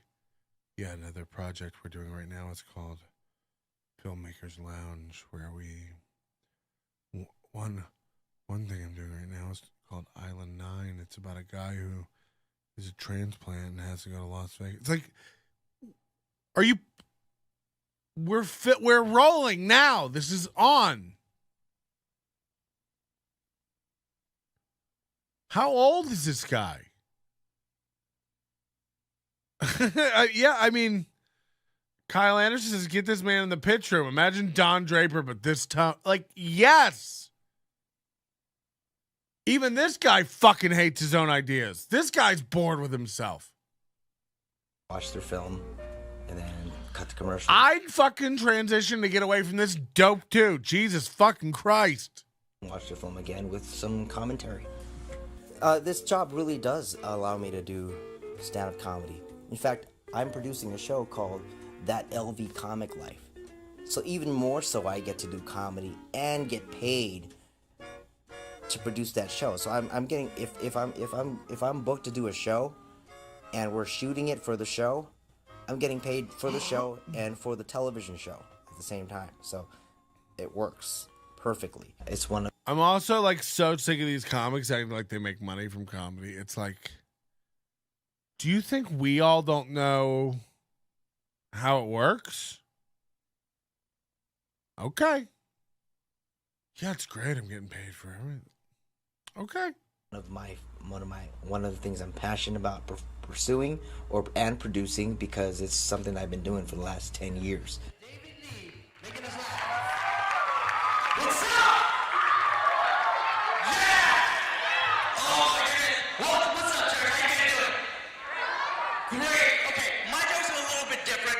In front of Christians, I tell Christian jokes. In front of Filipinos, I tell Filipino jokes. In front of Samoans, I tell Filipino jokes. Because I'm scared. And in case you guys can't tell, I'm Filipino. And the thing about this, I just really don't like catching the bus, because every time you catch the bus, there's always Filipinos surrounding you, you know? You see a white person on the bus, you think car problems. I was 6 months into comedy. I was 6 months old in comedy, basically. I had to fill 45 minutes of stand-up. Clean stand-up. Like, squeaky clean. Like, yeah, I produced all my Edinburgh shows. I never lost money. No dicks. That's all I had. All I had were dicks.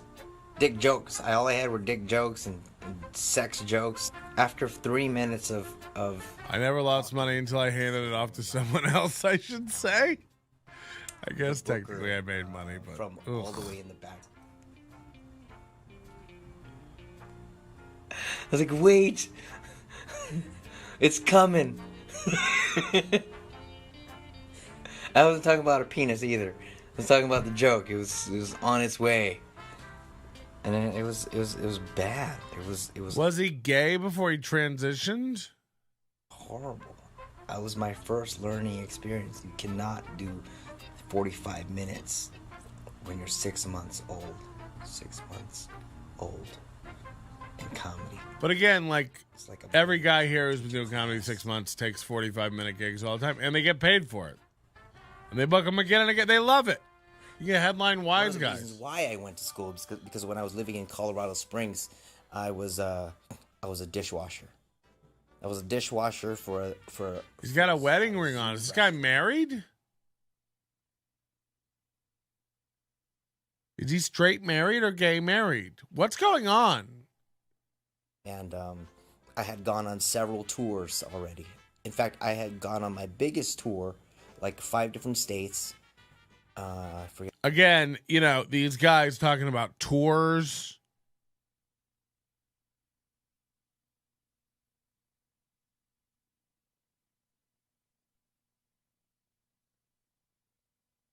Who are you talking to? We all know better. You just said you were 6 months in and sucked. You had gone on several tours. You haven't. You've never been on a tour. Maybe he has. I don't know. This is like, this isn't him. This is every fucking comic now. It's crazy. Tour. Honey. I forget what it was. Nebraska, North Dakota. Don't ever go to North Dakota.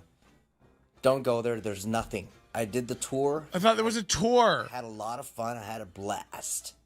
Then I had to come back to my job. Washing dishes. There was just an LA Comedy Club flyer. Very humbling experience. I called my wife. I was like, honey.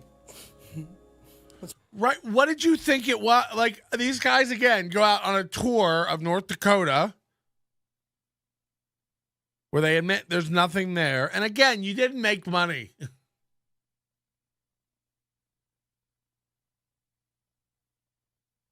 If you have a day job, you're not. And then I had to come back and go back to washing dishes. It's like, yeah. Did you think this was permanent? What's wrong, baby? Someone called me the best dishwasher. What's wrong with that? I'm a comedian. This is not my life. So he was married. So, I realized that I needed to get an education. I continued my schooling. I continued going to school, doing freelance gigs, Ubering, Postmates, doing whatever I could to survive, basically. And it was a rough road. It was a really rough road. I survived. I did it. I had to donate plasma. I was a plasma donator. That was one of the lowest points in my life. Shortly after, I was hired to do production for a news station, a news television show called Newsmax TV. The producer needed me. Oh, that shitty white ring thing. All times, and I just wasn't having it. Even that this producer didn't understand production and how long it takes for it to do it, and he wanted to do green screen, which takes even longer if he doesn't know what he's doing. So I was like, all right, I'm done. I can't do this anymore. I can't. I'm sorry. That's when my coworker called me, like right when I was about to sign contracts to do this news production for however long. Right when I was about to sign the contract, my coworker William, he calls me. He's like, "Hey, remember how you were offering me a job? I'll do you one better. How about you come back to your job and work full time?" I'm like, "Sweet." So I met with corporate. What? I don't know what's happening anymore. They liked the stuff that I produced, and they wanted me to be a regular on the team again. I'm like, how does a college graduate get to jump into a position like this? How often does that happen? That never happens, but it happened, and I'm so confused about what's happening. It happened a lot. Say happen again. But it is. It's kind of been a miracle. It's been amazing. Getting a job? And I'm just glad I'm still doing it. So I hope to be just, executive producer, writer, producer, director. Mostly talent. But does Kitty Pineapple have So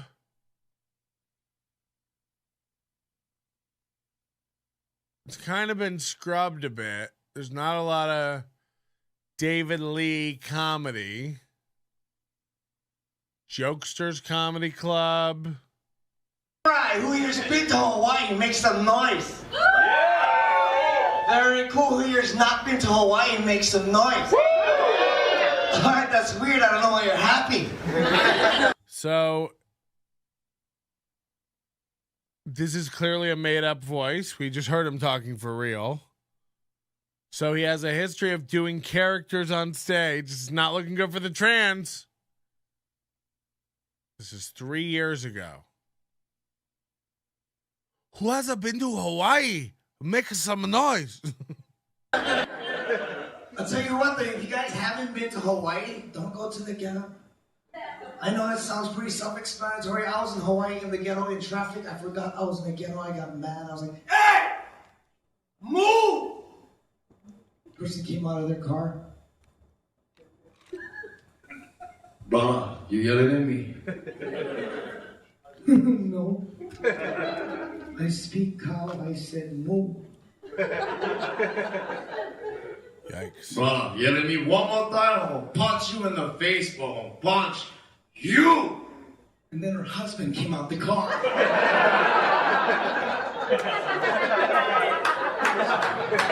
I heard her do that at an open mic. She still does that joke. I like how when you move to a state, you become the state you move to, right? You move to Texas, you become a Texan, or Kansas, you become a Kansan.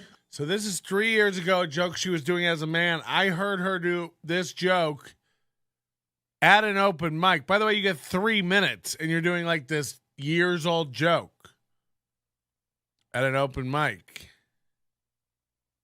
Leah, you better start. No. I moved to Las Vegas. I became a Mexican.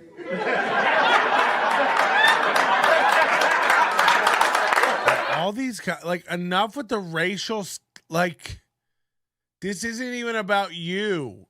It's just racist. My Mexican friends let me know I'm Mexican. My buddy's like, hey man, don't worry, you're with me, man, you're Chicano. Killing. I'm like, no man, I'm Chinese. Love this job, I love it. And you know, I used to work at this place called Spencer's Gifts and Novelties. Pretty cool place. I was a sex toy consultant. Girls love that. Yeah. It's a fancy name for a dildo salesman. And it was a cool job. I would remix car sales lines. I was like, what's it going to take to get one of these in you?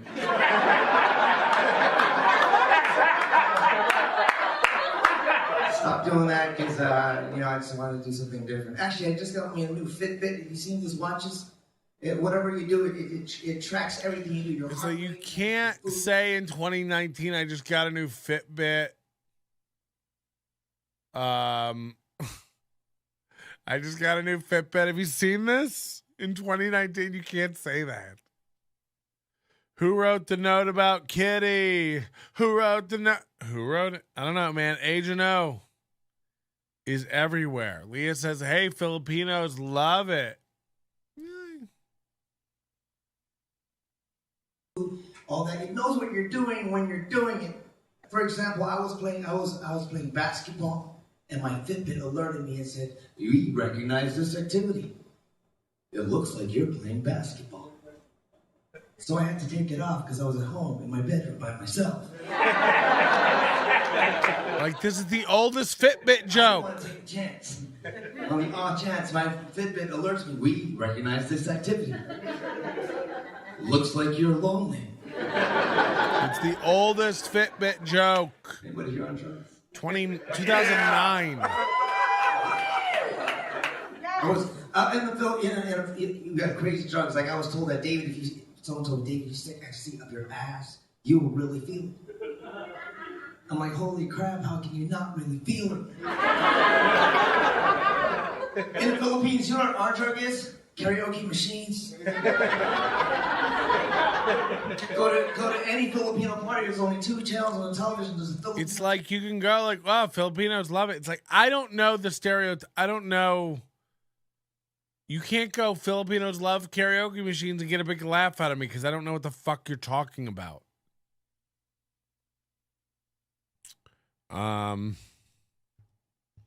So David Lee has done a good job of scrubbing his comedy from the scene. But Kitty Pineapple is popping and hitting Kitty Pineapple on Morning Blend.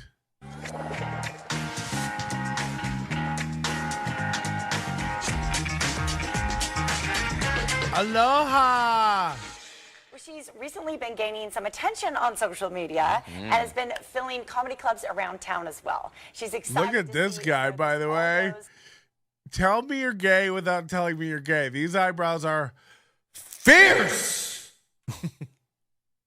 So we're right here together today. We're here, and we are going to have so much fun with this. Kitty Pineapple is originally from Eva Beach, Hawaii, so we are so excited that you're joining us here in Las Vegas. How are you? I'm good. Thank you for having me.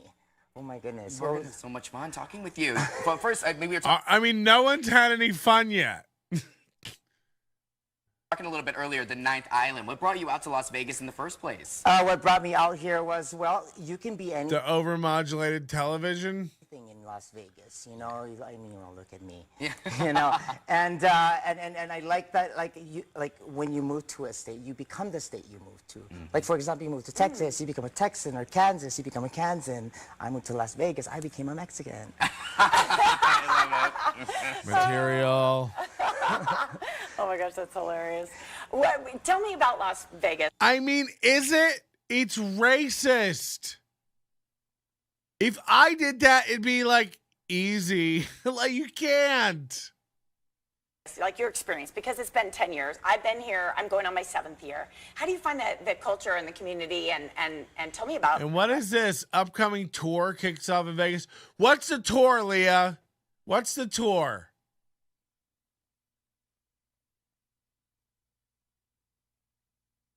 What's the tour? Getting fit with Kitty. Where's the part where she started shitting, where he started shitting on everybody? This is how to maintain good posture if you are a flotation device.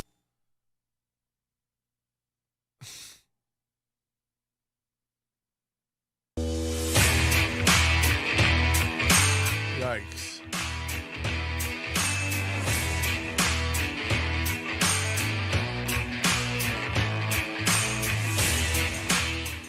Island 9. Skies Productions. Uh-oh. Don't link to your production company unless you want me looking at it. Skies Productions. Hey, it's a Wix site. Looks like this domain isn't connected yet. This is the other problem with all these people. Everyone's got projects. They never go anywhere. They announce them. They get all their whoop whoops off the likes from announcing a big project. What's the tour?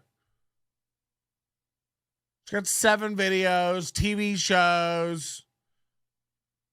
What's the status of all this? Out, everyone. We're having our event today here at Excellion, fueled by Rain Fuel. Look at that. That's why I love it.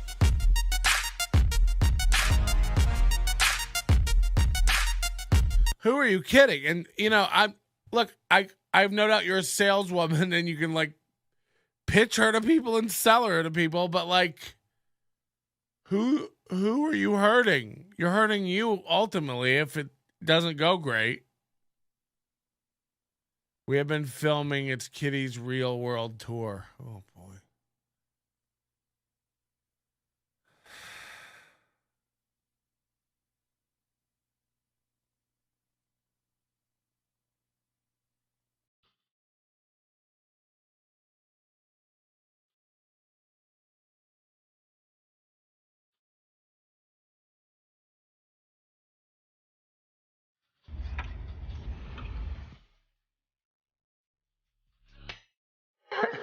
Our anniversary, and last time she didn't look like this. Not that she was worse or anything, but at the time she was not so. So where's the blog? Where's the writing?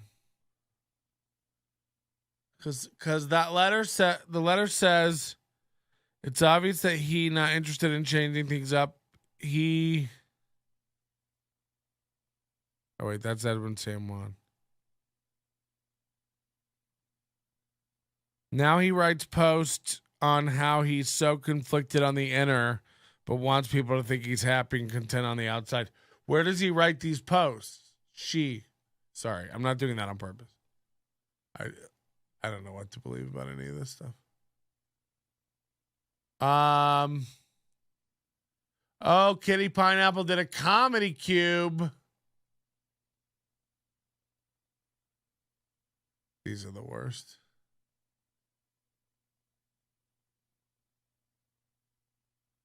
Oh, here's some shorts from Hawaii.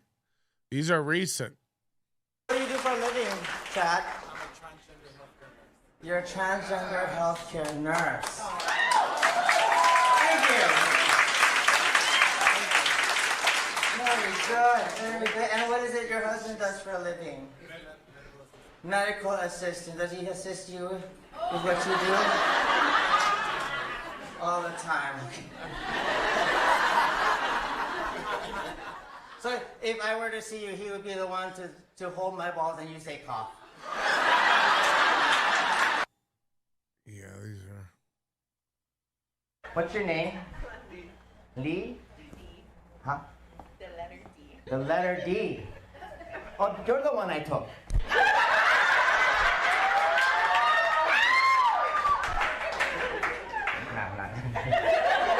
Who are you here with? Your wife? Oh shit.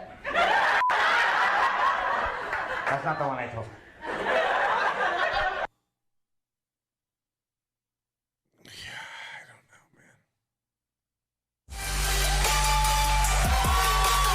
Ba, ba, ba, ba, ba, ba, ba, ba, ba, ba, ba, ba. Next, give it up for Kitty Pineapple!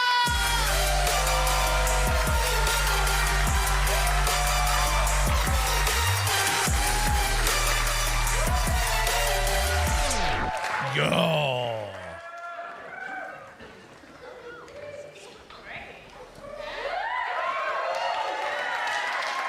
Do you understand what I mean?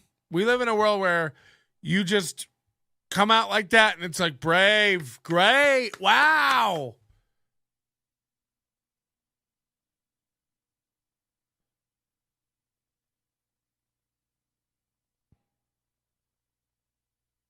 Okay, you know what I mean? Like,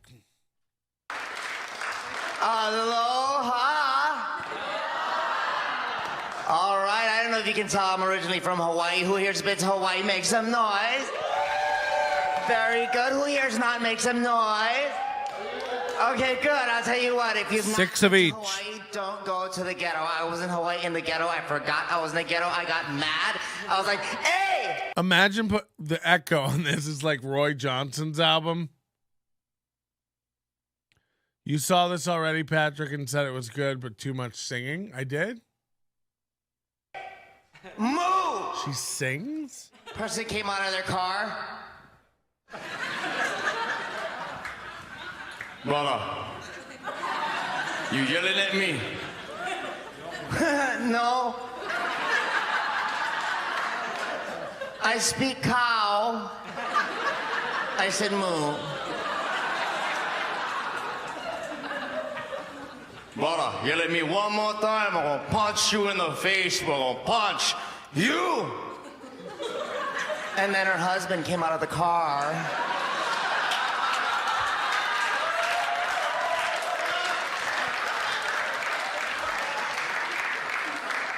So based on what you just heard, I probably answered a lot of your questions.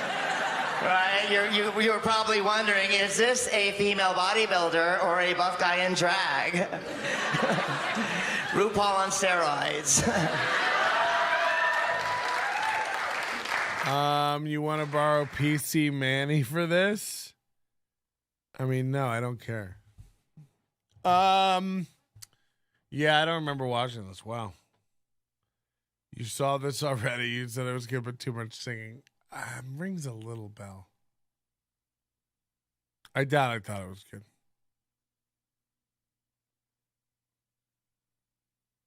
2 minutes, one joke. Where's the singing? One more foot. I was at the basketball court. But no, I got that Fitbit so that I can do a bodybuilding competition. That echo's brutal, dog. God, Funny Media Group is start clapping hands right now. Come on, start clapping. Cranking them out, man. 93,000 subscribers.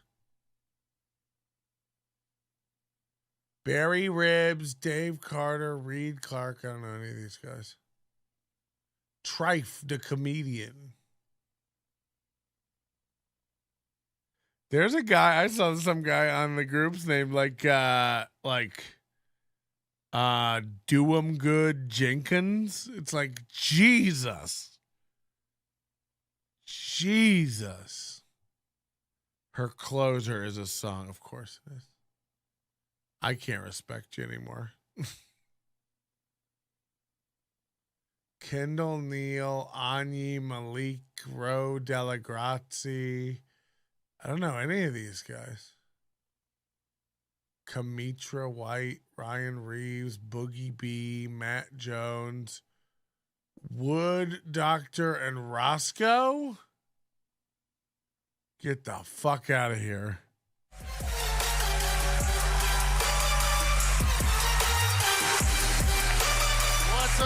I'm doing good, Jenkins. It's like, fuck you. Come on, man. Be blacker. You guys having fun? Yo, keep the energy up here. Look at fucking. You're gonna love it. Ow, fuck, Amir. Give it up. Ow, fuck, I hurt my leg so bad. Oh, fuck, that hurt.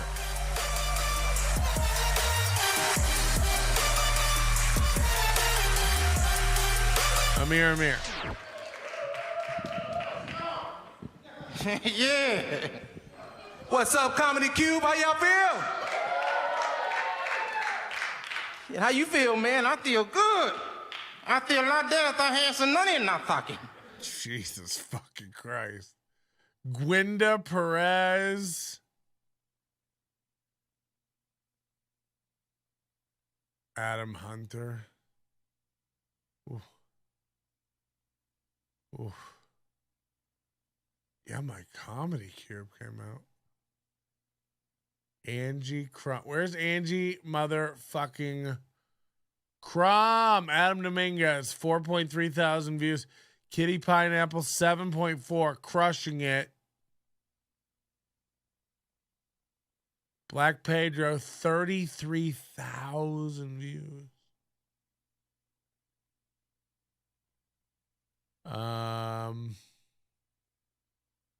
Where'd Crumb go?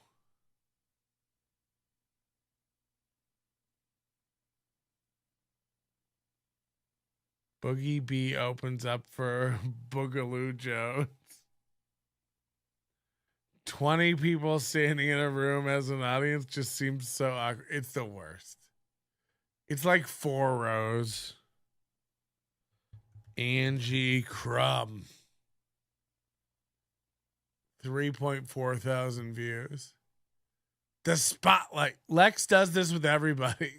Lex Las Vegas here with the spotlight on comedian Angie Crumb. Angie, where you from originally? Pine Top, Arizona. And what inspires you to get Pine Top, Arizona. into comedy? When I was 14, I saw George Carlin on HBO, and I knew that I wanted to be a stand-up comedian when I grew up. Wow. And how long have you been performing? This month, June Wow. 5th, will be 12 years. 12 years. Wow. What up-and-coming projects do you have to plug right now? Well, right now we're getting ready to do an audition for a music video. That's why I look like this. Wow. This coming Friday, I'm doing a dispensary show. Saturday, I'm doing a show in Utah. And from there, I have a whole bunch of stuff coming up. I'm doing This is what people will post.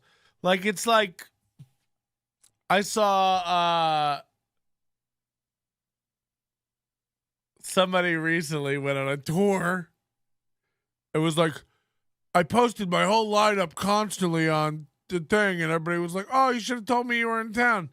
It's like, you guys post your shows so much no one pays attention.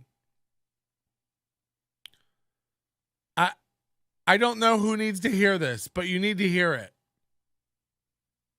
We don't need to hear about every show you do at LA Comedy Club. We don't. No one's coming. If you're advertising your show to other comics, let me know. I'll get you on my guest list. It's a failure already. Who is it for?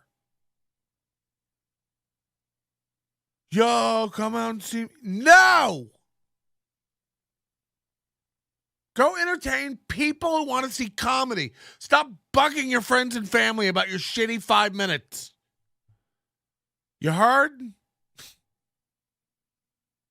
Where can people see you coming up? I got a dispensary show coming up Tuesday. It's like, what? That should be enough to find it.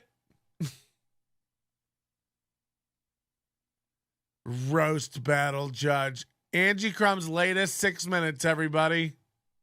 Only Miss Angie Crumb.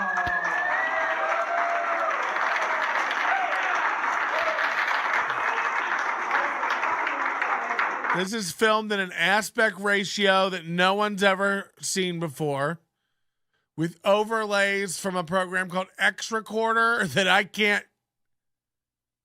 Your phone doesn't have a built-in recording videos app. You have to download X Recorder and put it in 94 by 13. What is this? It's so Crumb. It's so on brand for Crumb. It's great. Just not how this works at all, ladies and gentlemen. Angie Crumb. And of course, the audio sounds like the whole thing was underwater and in rice at the same time. A little taller, I think I'll come over here. Knock over a full drink. No. See, if you're Jewish, yeah, you're supposed to fucking say all the drinks, they need a full round. Imagine putting this up. No one can hear it. It looks like shit. And you're like, gotta put the clip up. Yeah, see, one person, those old people in the room, you don't fucking know what it is? Man in the boat, what is it? You want me to put it in your face? She's already talking about the man in the boat, a.k.a. her clit. She's been on stage 32 seconds, and she's talking about her clit.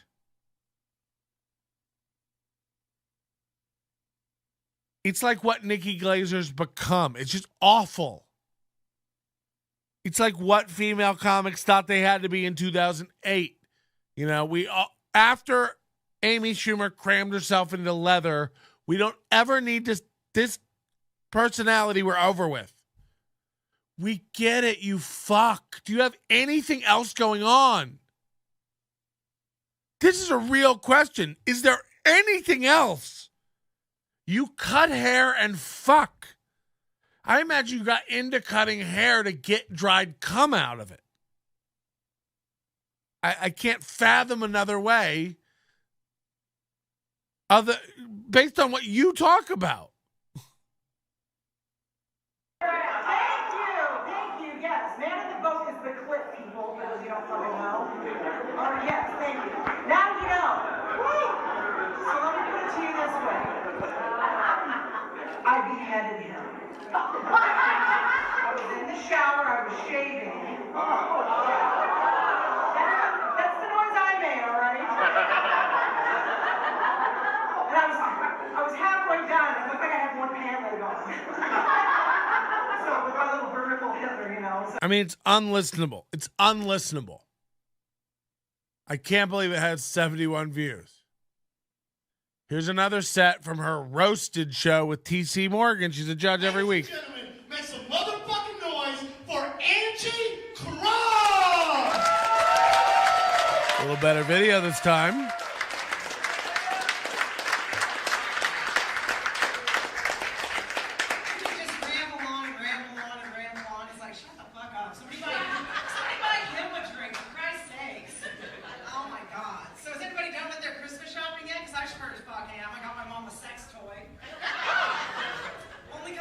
I mean, you could take bets on what her first joke will be about and win every time. Every set, sex. Every set. But getting to end, do you want to take bets on it? How many jokes How many jokes will she do in this 5-minute set that aren't about sex? Let's count. I literally say 0. I say 0. Your birthday already died.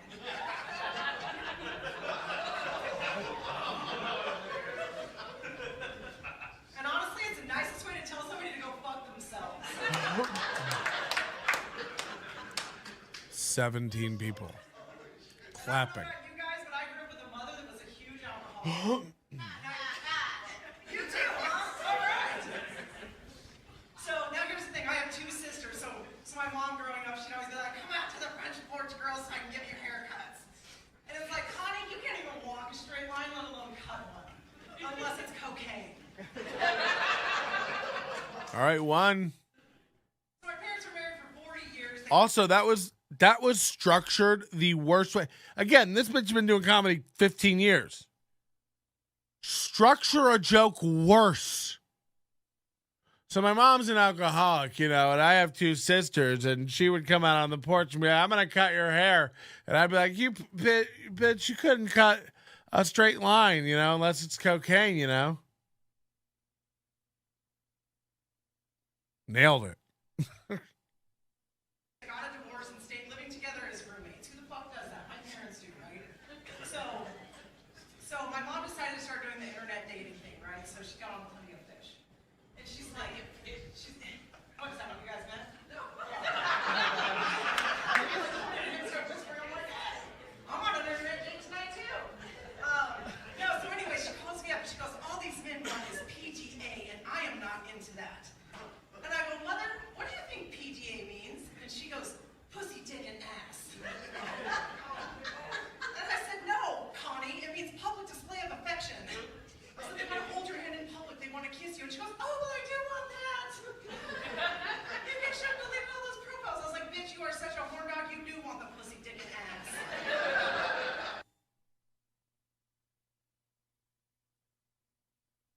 So you guys think it's more comfortable to walk around town pretending she's good than just laugh at her face and walk away? Okay. I'm perfectly comfortable with the decision I've made. Fuck, I couldn't eat within 12 hours either side of running into her. I was at a party with a giant spread of food and she was near it and I couldn't even bring myself to, my gastrointestinal system wouldn't work around her. So much delicious food and it was just all crumbed up. There was no way to tell what she'd touched and what she hadn't. So I wasn't going to be caught off guard.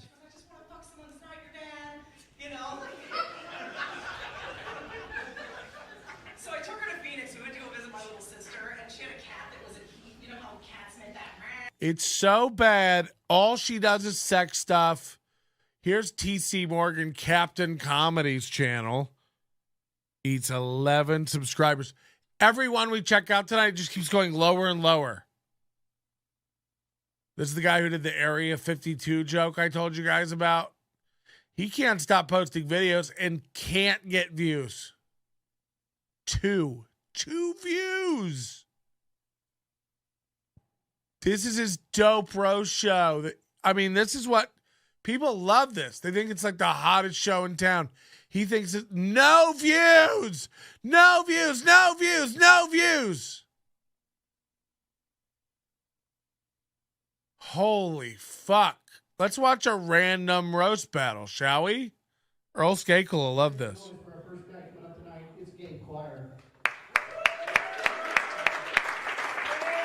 I'm sorry, what is a Gabe choir? I don't know if this is the battle of the mustaches tonight or what we're calling this. Ladies and gentlemen, my nephew, the one and only Jew of Jews, Josh Lidauer. Really funny stuff, TC. Nice chicken head. You're not always kidding about the mustache battle. This is it. Anybody got a nickel? You can get a mustache ride.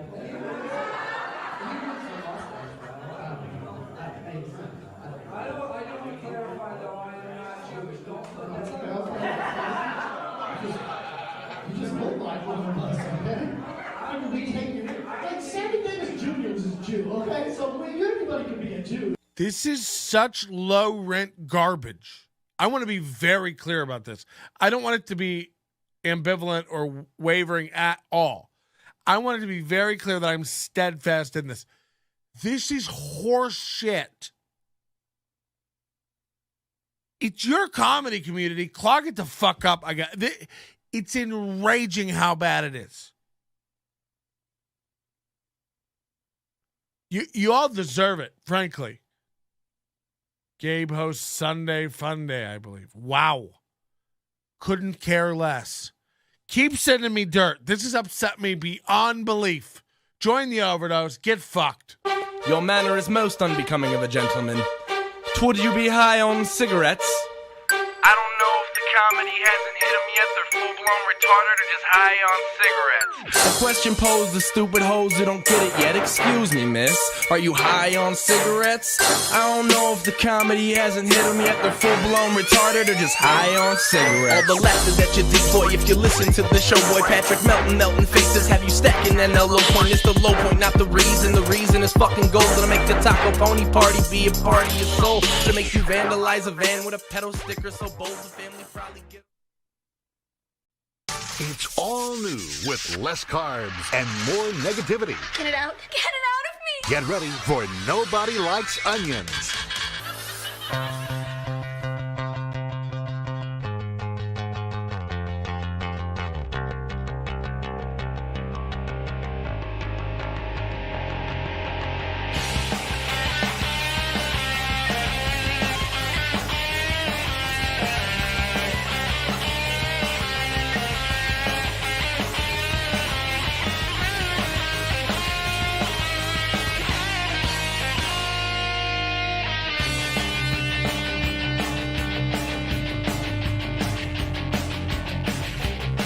Happy Tuesday night. I didn't want to have to be here with you today. You know, I respect your work week just as much as the next guy. I don't want to come in here and interrupt you on a Tuesday. I figure you're having shake and bake with your family. You know, tomorrow everybody's got church. Do people still go to church on Wednesdays? When I was growing up, being brainwashed in my religious home, we always had to go to church on a Wednesday night. Is that something you Protestants and Catholics are still doing? I'm pretty sure the Catholics and the Jews don't do it, but you let me know, huh?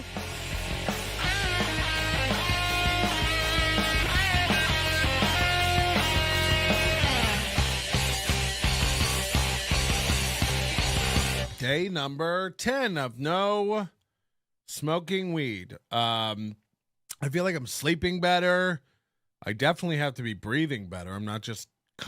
You know what? When I really notice it, when I wake up in the morning and I'm not just hacking, it's just the normal sleep apnea and fat in the way of my air passage. How you doing, everybody? Welcome to the show. We have a lot of stuff for you tonight. You know, I don't want this to be... something's come to my attention recently that I think people have me all wrong around this comedy community. And I'd like to address on several fronts here tonight. First of all, I'd like to ask you to, if you have time, if you have fingers, hit the like button, give us a subscribe, hit the notification bell. You'll never miss a show again. But I don't know where to start tonight. We have a lot of meat in the sandwich, but we also have some delicious bread, and I think we should pay attention to the bakers in our community and not just, the main course. The condiments are good. We had a bespoke chutney made for the sandwich. So look, I know people want to hear me talk about the Kitty Pineapple stuff tonight. We're going to talk about the Kitty Pineapple stuff. I don't like being forced into a corner on this stuff. I want to say off the top, I don't know Kitty Pineapple. I've never met this person. Your comedy, I am allowed to watch your comedy and have an opinion, and you're not great. So, that's where I'm at. That's the worst thing. And by the way, we seem to have a lot of people in the Las Vegas comedy community that are uncomfortable with truths. And when you tell somebody a truth about themselves that they don't necessarily want to hear, because we have so many people in the world now just embroiled in their own delusion, the first thing they do is start attacking you. Now, if I come after you and say that, your comedy's mediocre, or I think you're a bad person, so I love that, the first thing I say something about someone and they come at me and they go, what do you do? It's like, I don't go around saying I'm hot shit. That's the difference. And as much as we'd like to fling horse's manure at Leah Rodriguez, Kitty Pineapple's manager, she's doing her job. She's defending her client. She's like, no, Kitty's great. Kitty's big. Kitty's made it. She's found her niche. When meanwhile, we're all grounded here on Earth and know better. So you guys do great. Whisper in Kitty's ear that she's killing it. She's made it. She's found her niche. You're out of your mind. We know you're out of your mind. Kitty, when she lays her head, as far as I know, it's David Lee, and he said I do this character, Kitty Pineapple. I don't know what's real anymore. What's the legal name of this person? Is it David Lee? Is it a character? So I'm ambiguous on the whole thing. And by the way, I've invited that person to come on and clear it all up. I want to say this all the time. We all know this will never happen. There's no defense. So there's a lot of facets to this diamond here tonight to shine. Rest in peace, Diamond. I don't know who Diamond and Silk is. Whoa. How do you all know who Diamond and Silk is? I've never heard of this person. And everybody's like, oh, Diamond died. And I'm like, Diamond Dallas Page. Diamond died. Like, I couldn't tell you what is Diamond and Silk scene. And then everybody's like, oh, they're pro-Trump rappers. It's like, what? So we got a lot to deal with tonight. Patrick is the comedy Nazi police. And then I got called fat, which I find very offensive. Is tonight's show a precursor to us having to set up a Patrick Melton defense fund? And somebody said, isn't that the whole point of the overdose? It's just like Nick Starr's defense. No. Come on. And then Adam Jones accuses me of it's called projection, Patrick. No. Don't get it. Dustin Diamond. That's who. Thank you, Alex Ansel. Dustin Diamond died of Dustin Diamond and Silk. I don't know how to say it nicely. Like, Kitty Pineapple ain't got it. Sorry. Like, from what I understand, Kitty's not even new, right? Like, this David Lee guy's been doing comedy for over a decade. He did radio before that. Jesus Christ. He's like, it ain't good. And by the way, when you pivot to a new personality or change your gender to as a comedy gimmick, which I don't know what's real, because you've proven yourself to be a completely dishonest person. So I want to make this clear. I don't have a dog in the fight. I wish Kitty Pineapple nothing but prove me wrong. You know what I mean? I'm a fucking guy on the internet. Who gives a shit? But I don't know what everyone gets out of lying to themselves.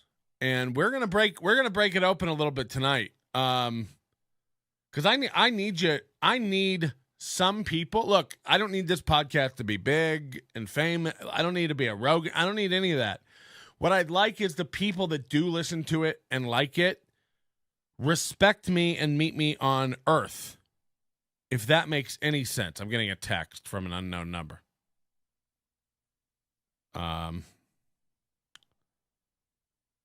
Okay, that's a weird text. I don't want to bring it up. So we do have to meet each other on Earth. It's like if I walked around acting like I was some big swinging dick of Vegas comedy. It's like, I guess if I'm retarded, that might make me feel good for a little bit. But at the end of the day, I don't work the best clubs in town.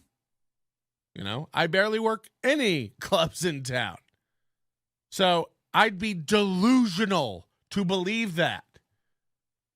What this city has a plethora of is Trey's Mella, like mealy-minded idiots who think they're high IQ individuals, by the way, who have day jobs and perform every week at a taco bar and have convinced themselves that they're real comedians with talent who are going somewhere.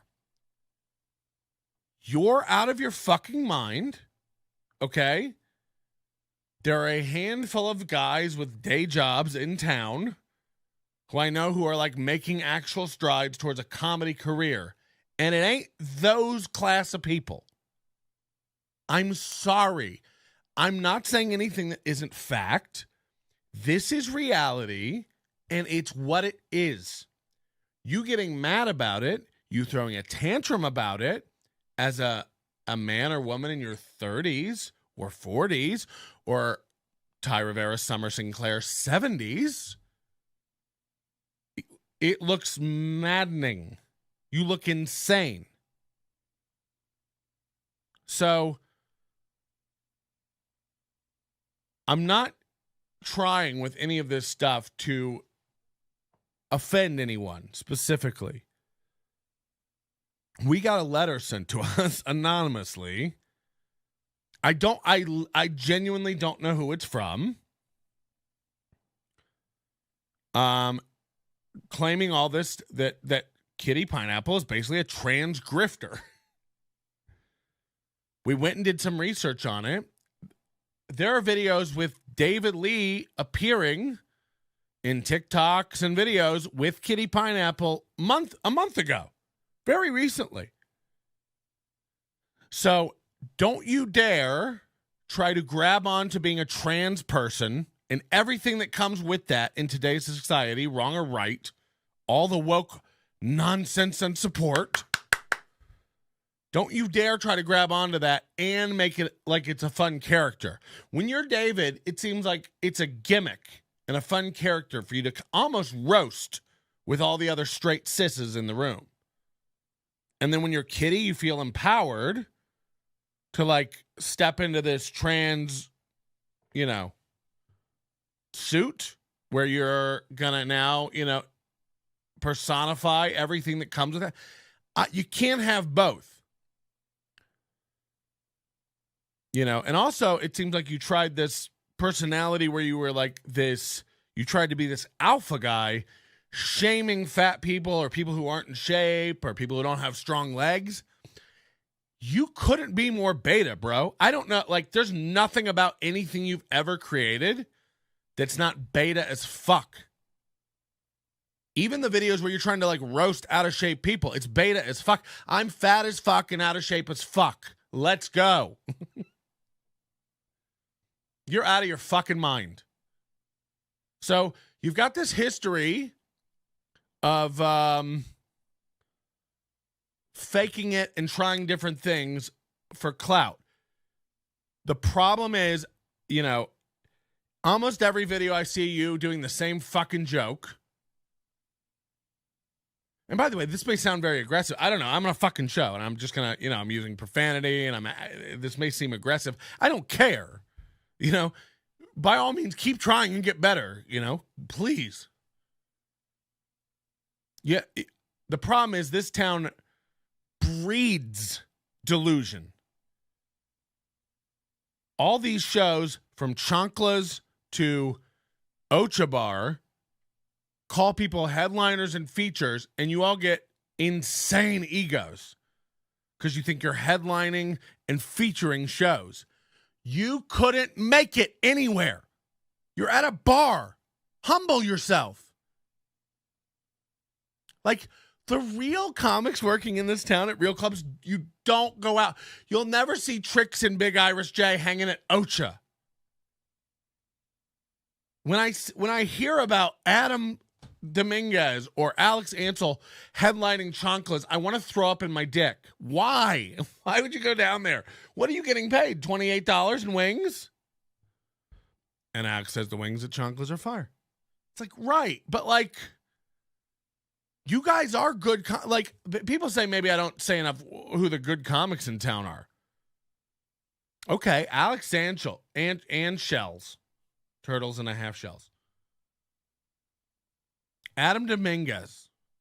Joe Calise. Jocelyn Sharp. Tricks. Big Irish J. Butch Bradley. Apparently, Edwin. I don't know Edwin San Juan, so I'm not gonna like comment on somebody's comedy I don't know. I mean, Chris Waldeck is funnier than Kitty Pine. I'm not lying. Go follow Chris Waldeck on Twitter. He's a very good writer, performer, meh. But he's getting better at least. Caitlin Daisy B is not one of comedy's next big stars. I'm sorry. It's also 1-2 years into her doing comedy. Let it go. I'm sorry. Like, Lex Las Vegas is mad because Lex Las Vegas is mad because I said this. I don't want to do the spotlight, and I think it's not, anything. Oh, bro, you're a loser. It's like, are you a reactive, emotional man? We'll get to it, but fucking rein yourself in. A, who gives a fuck what I think? B, you put nothing into it. What are you mad about? There's nothing, you put no energy or effort into the spotlight with Lex Las Vegas. You whip your phone out. You aim it at the nearest dummy at the open mic. And you go, yo, Lex Las Vegas, where you from? What you doing? How'd you get into it? That's what your show is. Why would it be great? You put nothing into it. So, like, what I'm saying isn't even offensive. Like, I understand, like, from your ego point of view that you're, like, hurt or whatever, and you want to lash out because you're, I don't know, new to the internet or have never been criticized, or you surround yourself with losers who aren't honest with you. I'm not that guy. Like, hey, the thing you don't try at isn't great. I mean, it's not even necessarily a bad criticism, right? Like, hey, I've never seen you work on something. So, hey, I bet if you, like, planned it and put some thought into it and cameras and lighting and, like, a rundown and had actual things to talk about, it'd be great. Instead of whipping your phone out and being like, where are you from? It's like, no one cares where Caitlin Jazzy J is from. No one cares where Trez Mal is from. Who do you think's watching this? Like, be honest. Like, be honest with yourself.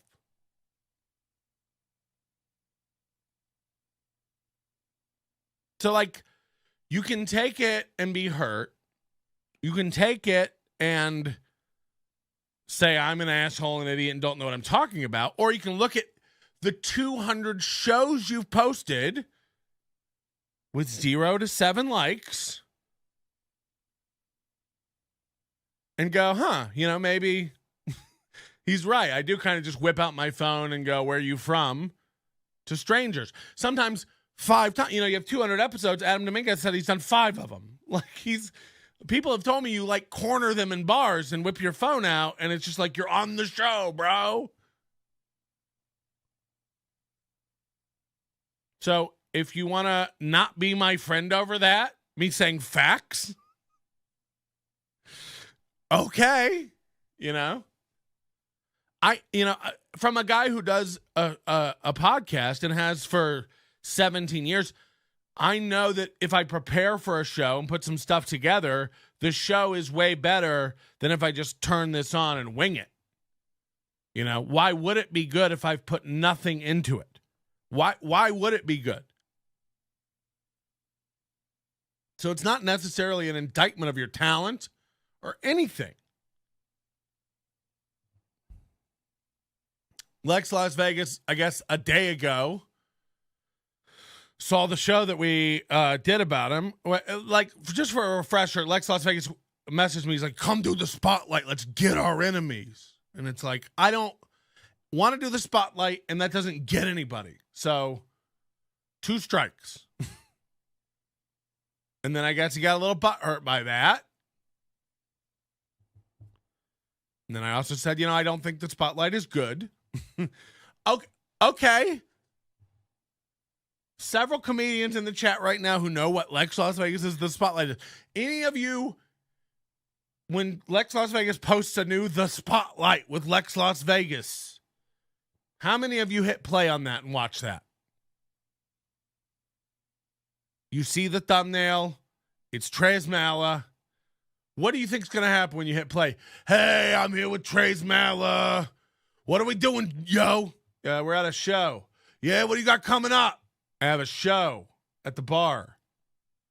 Cool, man. Anything else you want to say? No. Great. That's been the spotlight. It's like,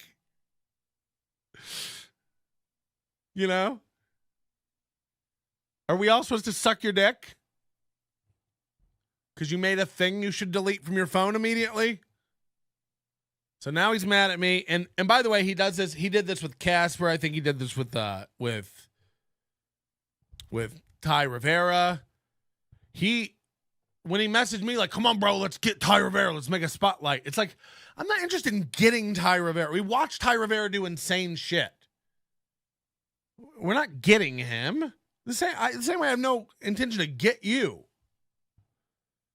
You're a very nice dude. The interactions I've had with you, you seem funny. You seem fun. You're nice to everybody. Everybody gets along with you. Now you're angry and emotional and mad at me. I've done nothing to you. I'm headlining that taco bar tomorrow. Yeah, that's not the flex you think it is, Doc.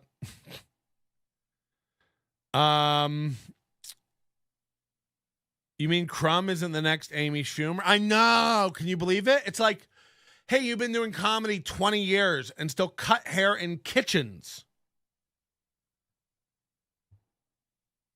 That's how much respect you get from me. Everyone else might suck your dick and say you're amazing and one of the best comics in town. You're a one-dimensional haircuttress. People are like, Angie Crumb? Who's Angie Crumb? Oh, yeah, the bitch. I mean, this is just what it is. Trez Mala does Boulder Dam tours and performs once a week at a taco restaurant.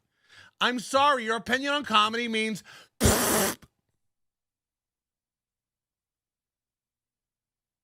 Mine means a little more. I'm less active in comedy than you. I'm not doing one show a week. I don't care. Imagine me driving out to a taco bar as if that's worth the gas. But I've done more than you'll ever do in comedy. So my opinion matters a little more than yours. You've never done.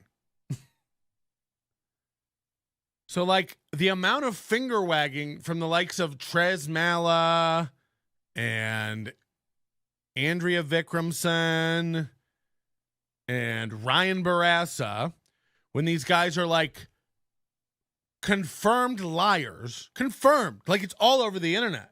William Strange, 1 minute he threatened to bash me over the head with a brick. Then he's like, oh, don't ever threaten anybody. I always threaten I'm a victim. It's like, you're all just creatures of convenience. You're like, like me or fucking hate me, I don't sell my fucking soul and lie to people and fake opinions to be in with the cool kids.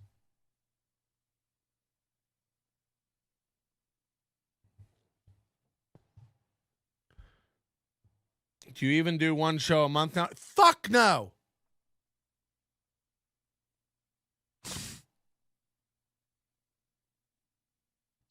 I heard they use those spotlight videos when they interrogate people at Guantanamo. Oh yeah, just put on a playlist on loop.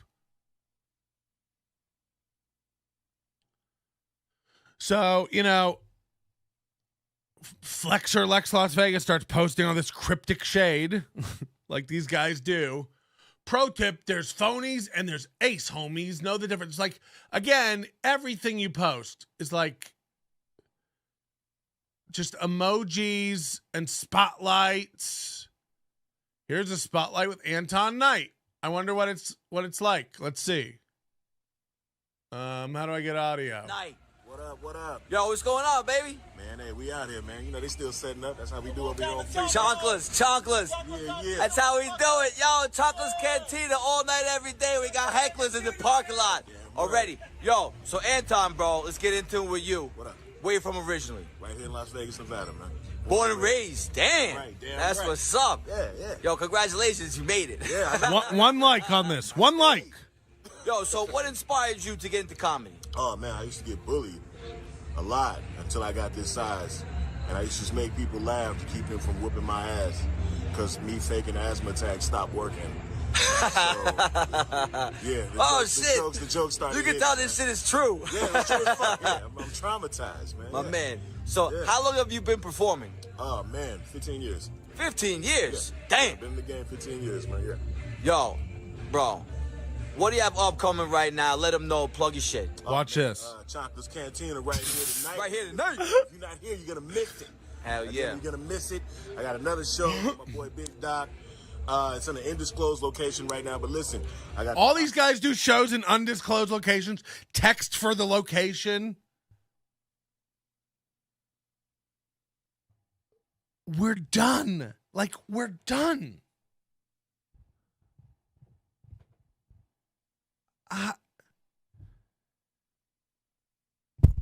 Is it?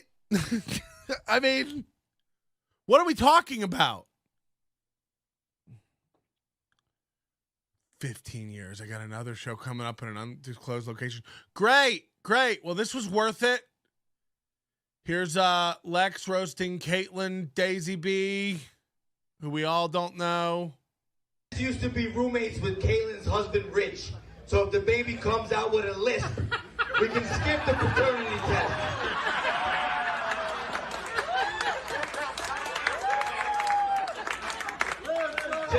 So it's like, it's just that, look, these are social. We said it before with Ocha. These are social clubs. These are not, for the most part, anyone being serious about, the fact that Adam Dominguez and Kool-Aid go out there once a month and do backstop and all this stuff. It's like, it's painful. It's painful. Angie fucking Crumb. The man on the street interview was so 20 years ago. It's not even that. It's like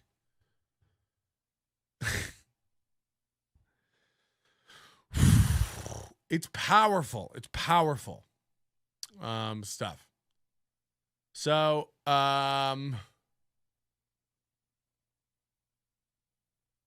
the way he posts the stuff is like, yo, I'm roasting Caitlin Daisy B. Check it out. It's like no one's checking it out. No one knows who that is. And it's not good. Like, why? And by the way, why would it be good? Why would it be good? Caitlin Daisy B's been doing comedy 2 years. At the backstop and other bars around town while pregnant. Why would it be good? It's okay.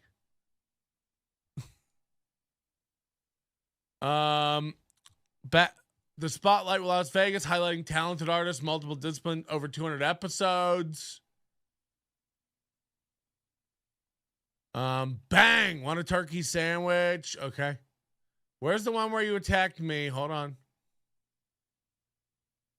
Here we go. So Lex, Daisy B comedy. This dude, Patrick Melton, is obviously really mad you didn't invite him to be in your roast.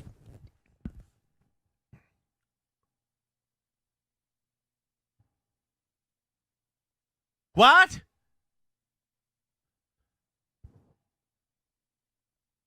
Give the guy some views. He has no friends. I don't know a lot about Lex Las Vegas. This sounds so juvenile and touched. He has no friends. He doesn't even have friends.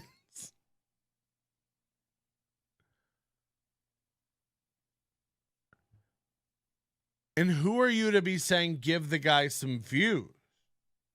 Like, again, if someone who gets 1,000 views on every video comes in here and flexes on me, it's like, whoa,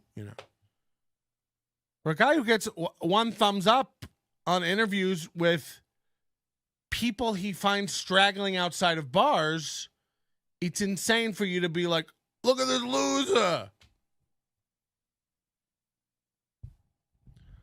So I have a theory on what happened here. Now, again, in this video, there's nothing bad about Lex Las Vegas. Like, I've not said anything bad about Lex Las Vegas. I've seen Lex Las Vegas do maybe 3 bits. One of them was about a conversation we had outside about my Yankees shirt, and I thought it was funny. And then I just said, I don't want to do the spotlight. What's the spotlight? The spotlight's I'm good. I don't have, the thing is, it's disrespectful to you for me to come on and be like, yeah, let's talk about where I'm from, what I got going on. I got nothing going on. I'm not from anywhere. There's nothing to spotlight with me. I don't want to spotlight anything. Don't be offended at that.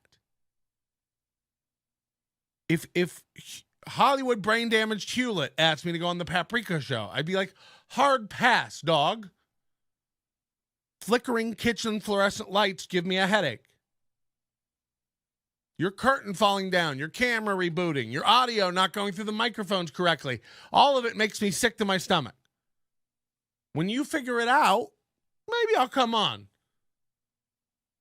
But there's no point in me coming on to the Paprika show. The Paprika show is a 2-hour-long Lex Las Vegas spotlight. So how'd you get into comedy? So what are you, when you're on stage, what are you thinking about? Like, it's just like, it's people with no comedy experience pontificating to other people with no comedy experience. I don't need to hear it. I'm sorry if that offends you. I have better things to do. Stop worrying about, imagine giving a fuck. Imagine me popping onto this thread where you're tearing me apart and being like, I got friends. You're all acting 7. You're showing that you've experienced nothing in your comedy career. You've gotten no criticism over your whole fucking career, to where one fat fuck in a spare bedroom makes a video about you and you spiral out and make 4 posts about me in one day. Control yourself. Did you have too much beefarino? What's going on?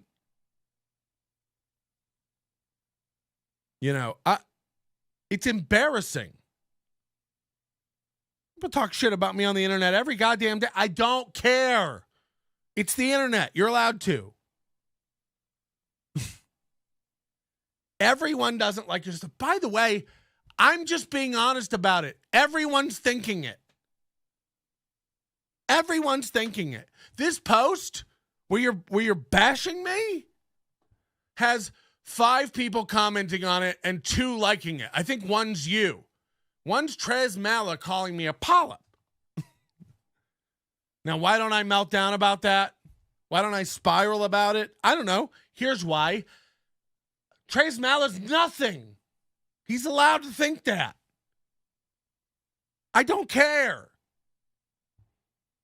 That dude has to go home and sleep with himself at night, He has to deal with the lies he tells himself. He's one of these crazy conspiracy theory nuts.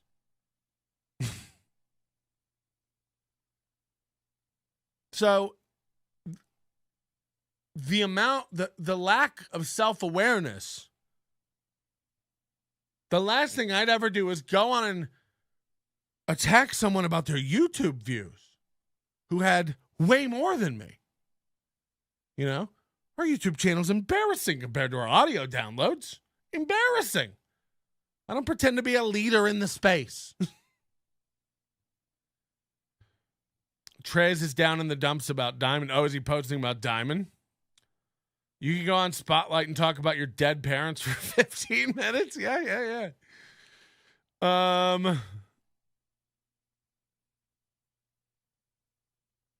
I kill it every time I go to backstop. Just saying, I'm not saying you don't. I'm not saying you don't.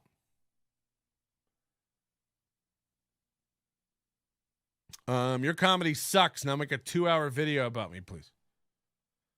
You've lost weight since the last time I seen you. No, I haven't. Get it together. But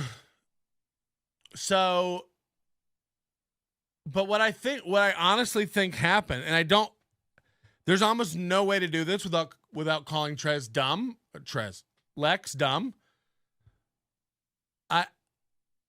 There was nothing in this show attacking Lex Las Vegas, and he's so mad about it. He's posted 3 times. And again, come at me and attack me. I honestly, like, Lex is nice. I from what I've seen, Lex is pretty funny. I have nothing bad to say about Lex. He's losing it. He's spiraling. I can't make you like me. So hate me all you want. I'm a loser with no friends who can't get views. Got it. I think he saw the title of this show, which is Lex Las Vegas, and assumes that's some kind of joke about him or making fun of him at his expense. Play on words. You're Lex Las Vegas and you're in the community, yes. Lex Las Vegas, do you know what the word lax means? It means not strict. And it's more of a play on words about how these motherfuckers here call themselves headliners and features and stuff like that. It has nothing to do, this title, with Lex Las Vegas, other than a play on Lex Las Vegas' name. And because we do bring him up in the show. But, again, if one of the reasons you're mad at me is because the show that you do puts up banners that says best headliners in the state, HBO, Showtime, Netflix, NBC, and then you and Skippy Sprinkles and Caitlin Daisy B parade up on stage and mumble into a microphone for an hour, it's dishonest, it's fucked up, it's hurting comedy, and I'm sorry if you don't like to hear it. If that's, I don't know whose show that is. I think it's Skippy Sprinkles because his name's all over the banner. But if you're a part of that and you're telling those lies on such an egregious, there's no wiggle room about this. You are fucked up. You're a liar and you're hurting comedy in the community you claim to love. You claim to want to feature comics and spotlight people and talent and yada, yada, yada. Don't shine lights on people and say they're from HBO. Don't shine lights on Skippy Sprinkles and say he's one of the best headliners in the state. He can't host. He's a broken man who allegedly abuses women. What the fuck is wrong with all of you? Now, Patrick, he's slow. He's a little retarded. Okay, 2 things can be true.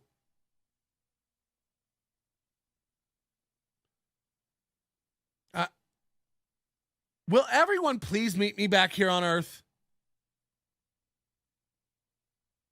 You're all so wrapped up in your own fucking lies, you don't even know what's straight anymore. Let's get to the meat of the night, shall we? I wake up this morning. I sleep in till 10 a.m. I wake up this morning, and I've got myself a DM. Are you familiar with this saying? A DM?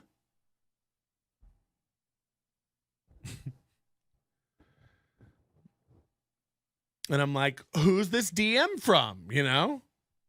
I hope it's from a hot girl. Nope. It's from Kitty Pineapple.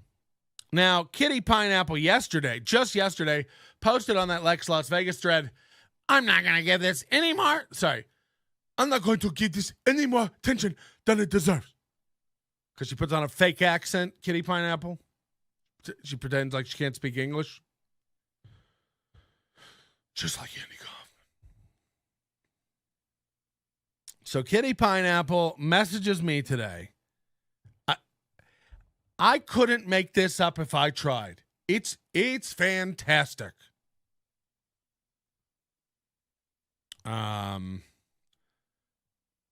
This is pretty fucked up to say about an entire race that's mad at people for stealing their land.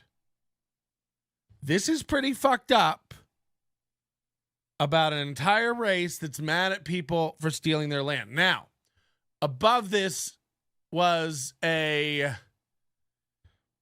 video that I am going to play for you now. She sent me this video. Hawaiian. Hold on. Okay. So she made this and had it on her camera reel and sent it to me. It's a screen cap of her watching my show and then writing, on top of talking shit about me, he wants to throw this in. Hawaiians are super racist. And then at NL Onion's really big. So she's made a hit piece on me. And here, I'll play it for you now, just so you know how much trouble I'd be in if this got out. Hawaiians should get full immunity into the Asian category. Because they rise right to the top of it. Aside from being gigantic racists, Hawaiians are really cool people. They are super racist, very, very, very racist. Okay. So, as you can see, much like Jesse Gemstone, when that came across my phone, I went, oh, fuck. I hope nobody sees this.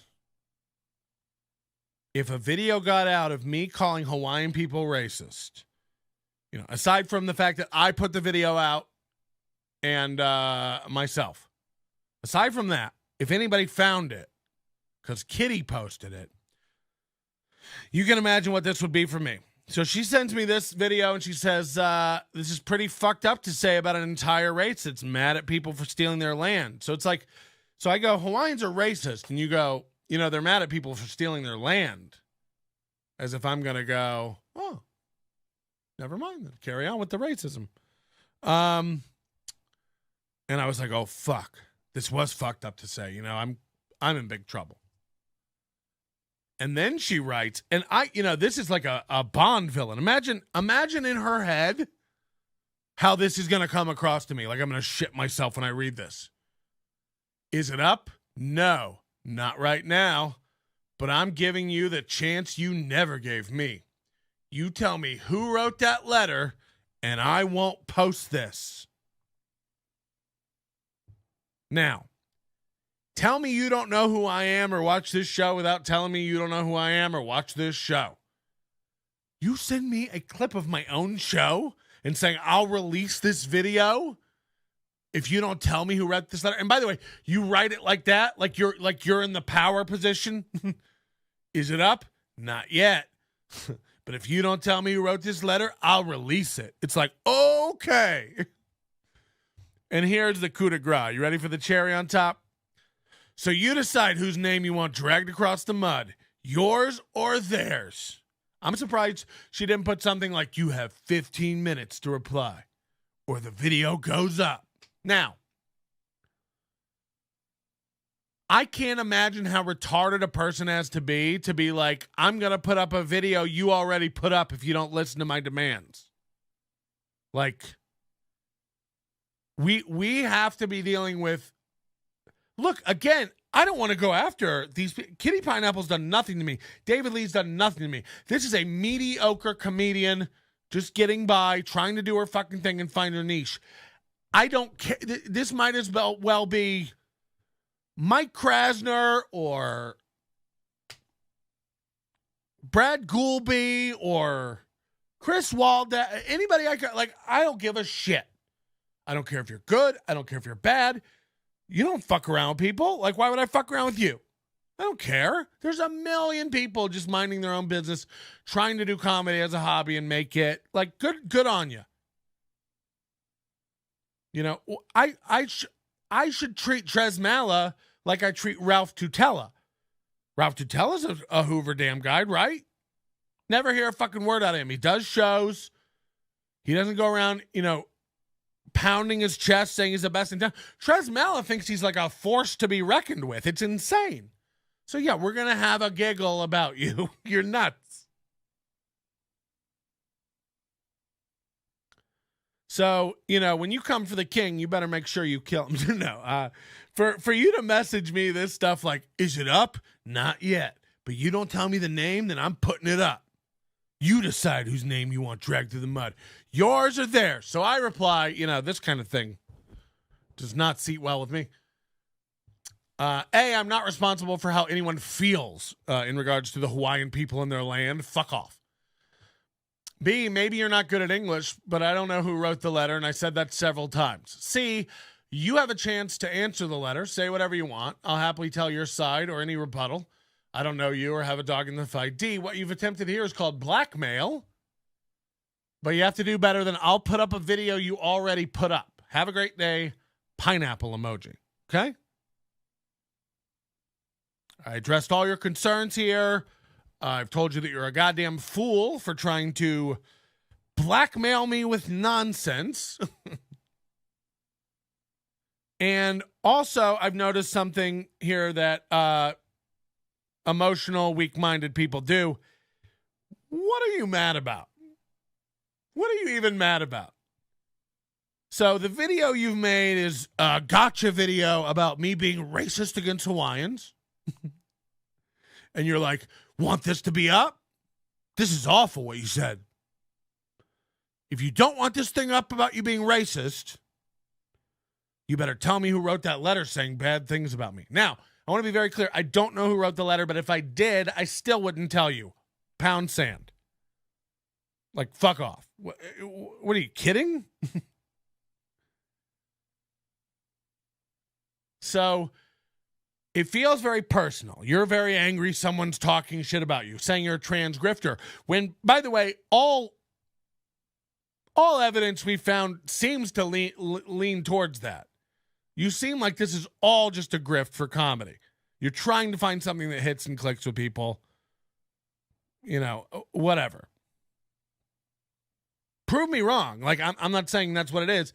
It seems like what it is. And we both know you don't have a good rebuttal for this. Because if there was, that'd be what you'd be messaging me. Not, who's talking shit about me? It's like, well, everybody now.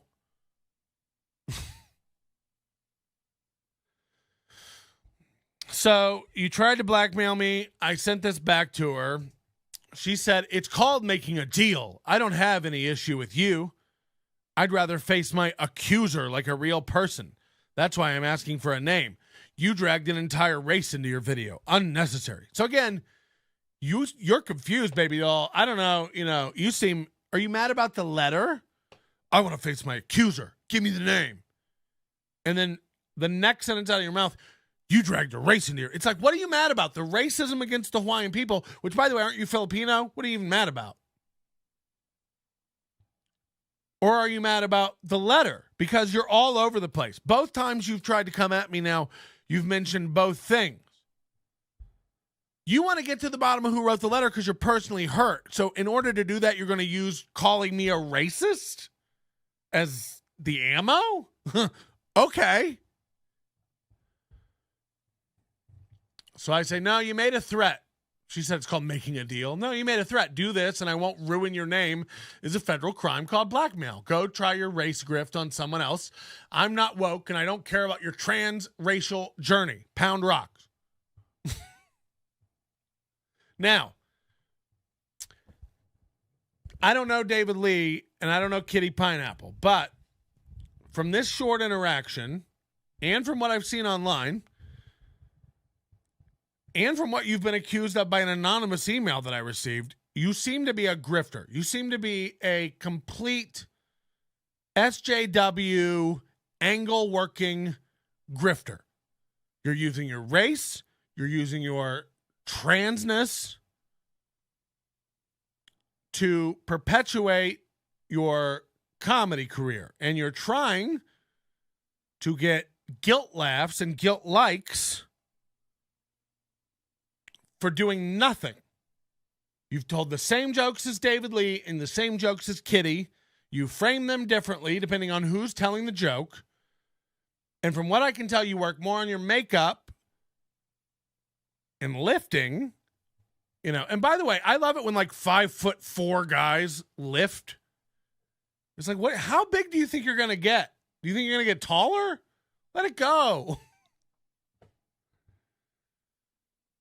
I love when these like little dudes. I don't know. I don't know. He looks little. He looks tiny as fuck. And I love when these like tiny fucks like go workout crazy and start like shitting on other people who aren't in shape. It's like, okay, you're mentally ill on several fronts.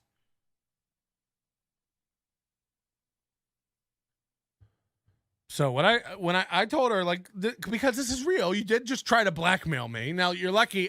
I think you're a goddamn joke, and you've got nothing. So I'm going to laugh about it and share it with everybody.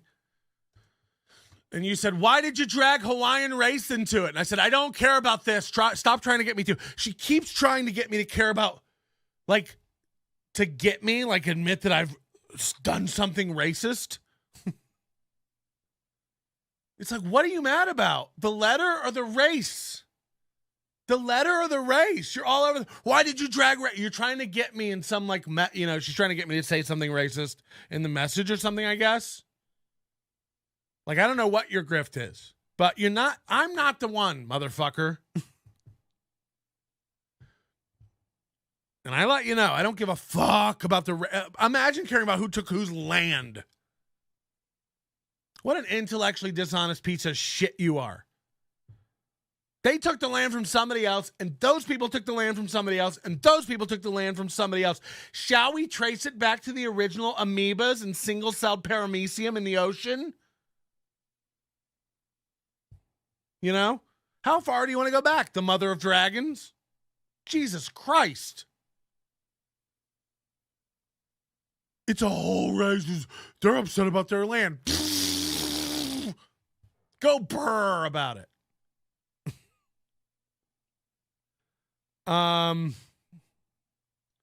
Yeah, man, don't piss off the spam jugglers. It's like, first of all, I'll let you know, I've done quite a bit of comedy in Hawaii. They're very racist. I heard things at Hawaiian shows and open mics that made my jaw hit the ground. I can't believe it. Like, the most racist shit I've ever heard at a comedy show was out of the mouths of Hawaiians. And Hawaiians will tell you that they're racist. They're racist against other Asians. They're racist against white people. So what am I saying that's incorrect? No, I know a Hawaiian. He's not racist. Fuck off with your anecdotal. There's a lot of racism amongst Asians. There's a lot of racism amongst Hawaiians. Also, it's a comedy show. Who gives a shit what I say? Chinese people don't show up in photos. American Indians can't juggle. English people have teeth that sound like xylophones when you hit them with metal balls, like a Newton's cradle. Who cares what I say? Fuck it. Why would you go after Hawaiians? 'Cause I did. Beat it. Next. Hold on. What did she say next? I've never met you or spoken to you. Even why bother even speaking about me? It's like, again, a minute ago, you were all concerned about why I brought a whole race into it. What are you upset about? Is it the letter or the racism? You don't even know. You're all over the place, honey. At this point, I realize, like, she's not all there. At this point, I realize I'm dealing with someone who's not, I don't know, like, we're all on different planes, right? I don't pretend to be the most with it guy. But, like, how out of it are people like Casper and this chick? And it's like, you are so out of it. Why even speak about me? You want to be famous. You putting up stuff on TikTok. You have your agent running around telling everybody that you've made it. You're the most recognized comedian. It doesn't happen to anybody else. You have 60,000 followers. Eat shit. You're nobody. You're not selling anything out. Do you think we're all retarded? No, I sold out 2 shows at the Blue Note. Okay.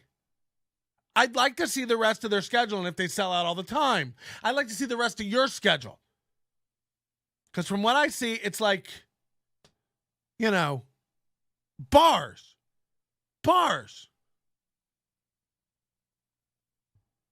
I'm not going to be the one who pretends you're great. I'm not. You have to earn that.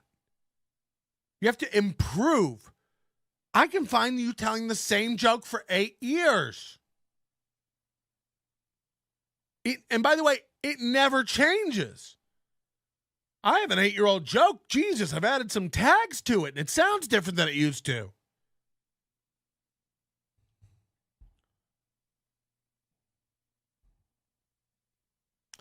I don't know who wrote the letter. I don't just lie to lie. If I did know and they told me not to tell you, I still wouldn't tell you. If you want to say your piece and rebut the letter, I'm all for it. I'll actually be really fair. This was not the right way to handle this. I'm a very fair person. People call me Patrick Fairman.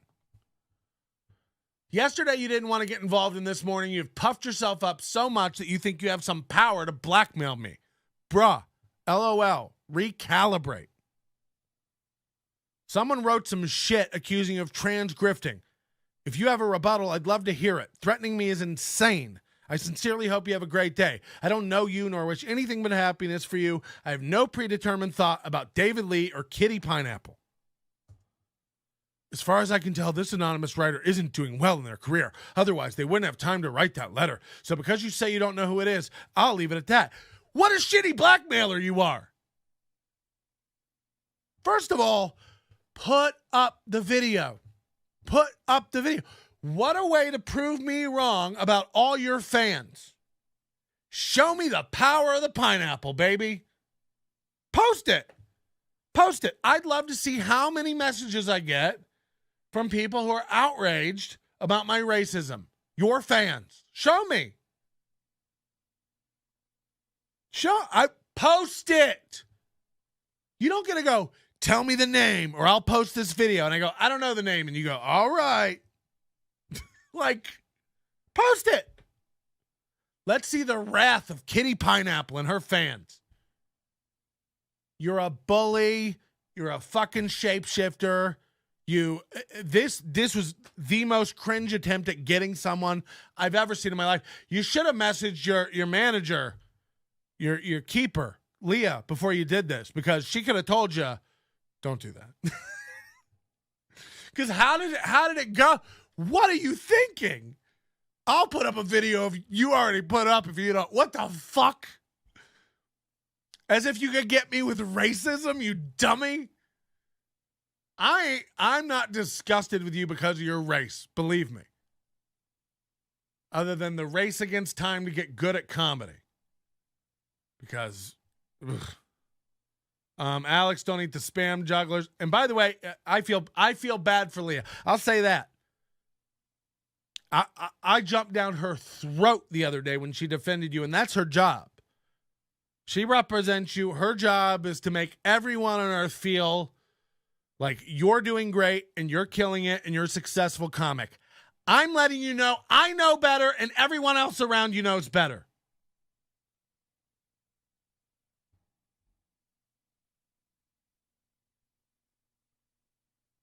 The writer of that letter must not be doing well. Who cares? Who cares? Who cares what I think? Who cares what who wrote that letter thinks? This is an entertainment program. Would you, when we get done with this, maybe we'll pull up some of my old videos and we'll tear. I think people don't, they take it really personal. It's like, we all suck. We all suck. We'll watch my videos and tear them apart. It's shit. I'm honest about it. That's the difference. Something happened with the self-esteem movement where you guys all just worked yourselves up into stiff peaks. And not all of you are a good meringue. Ty wrote the letter, plot twist. That'd be good, Alex. If I knew, I'd tell you I knew. The email came from a throwaway Gmail with a very generic name, similar to John Doe, so I know it's not real. It didn't come from John Doe. I'm just using that as an example. Who cares what anyone says? Are you new to the internet? Jesus, please post the video anyway. You have my permission. It's a great virtue signal for you. Because clearly Kitty Pine gives a fuck. I mean, you can tell she's used to mentioning trans or race stuff and everybody going like, oh, sorry. Well, in her mind, I think she thought, I'll show you this video I made about you calling you a racist. Is it up? Not yet, but if you don't show me. And then she expected me to be like, sorry, it was Todd Phillips, director of The Hangover? Yeah. I think she expected me to be like, fuck, please don't call me a racist. Please delete that video. Send me the only copy on a USB key. Don't let that leak out. Post the video. Like, the fuck? We used to call in to be verbally abused by Patrick for fun back in the day, right? Who's Summer Days? Hi, Summer. And welcome, Mitch. These bamboo benders are so sensitive. Yeah. Fucking hell. It's like, I can't imagine, like, if I found out someone's talking about me on the internet, going into their DMs and being like, you better take that down or I'll be like, all I would think in my head was like, if they posted the screen cap of me asking to take that down, I'd be so cringely embarrassed. So, okay. Hold on, there's somebody at my doorbell. Oh, it's a cat.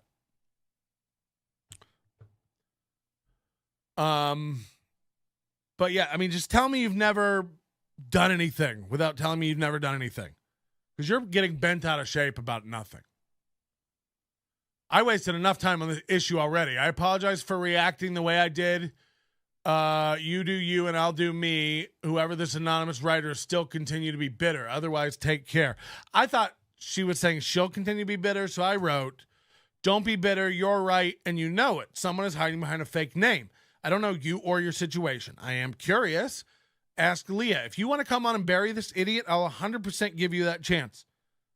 You are using your name, kind of, and he's hiding behind a fake one.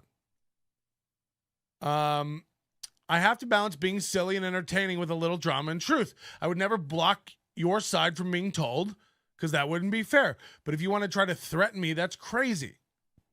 My intention was never to hurt or disparage you. Maybe I haven't done a great job of that, but this today didn't help. You were just the messenger. I see that now, and ripping you apart would not be fair on my end. So now, in her head, she's gone, all right, you just read a letter. It wasn't your fault. But it's like, hold on, this whole thing started out with you calling me racist. It's on the Instagram stories. It's on the Instagram stories. Go to NL Onions on Instagram. It's up on the stories right now. I posted the video she tried to get me with. This is a lie. When he was staying at my place, Moody says, and Moody lives in Auckland, New Zealand, I overheard Patrick on the phone asking at least 4 different people to remove Yelp reviews of his comedy. That was confidential, motherfucker. How dare you? How dare you? You'll be hearing from my lawyers. You better delete this remark from the chat. I'll delete it from the video. I don't even know why I put it on the screen. This has been very, very hurtful. You were the messenger. I see that now. Ripping you apart for that on my end would not be fair. Rip me apart. This is my point. You couldn't. You couldn't. This is like Ty going like, I'm just going to ignore him and not give him the satisfaction of a response. You couldn't. You're not funny enough. You're not good enough. Make your TikTok about me. Show me how funny you are. Zing me. Tear me apart. Ripping you apart wouldn't be fair. Okay. There's no point in the world anyone's worried about that. Physically, emotionally, comedically, social mediacally. In no world. I am busted on this one. I heard Patrick heard someone sneeze once and didn't even say God bless you. Goddamn right. I'm a motherfucker. Posting it to Yelp as we speak. Fuck. I'm going to contact somebody I know over there and have them rip that down. People better not say how they feel about things on the internet and let me find out about it. I'll tell you that much. Imagine chasing down people talking about you on the internet and blackmailing them. Like, A, you are dumb because it is a crime. Like, what you did is a crime. It's insane. I would never report it. I'm not a bitch. But what you've done is a crime, you idiot. Ugh, I'll ruin you if you don't. You said ruin me and rip me apart. Oh, what? You're going to like the way you look. Fucking hell. And then this one's great. This should be everybody's new phone wallpaper. Please accept my apologies. I am not the person I was. Nannerpuss, nannerpuss. Nannerpuss, nannerpuss. You are not the person you were, Kitty. That is true. Woo.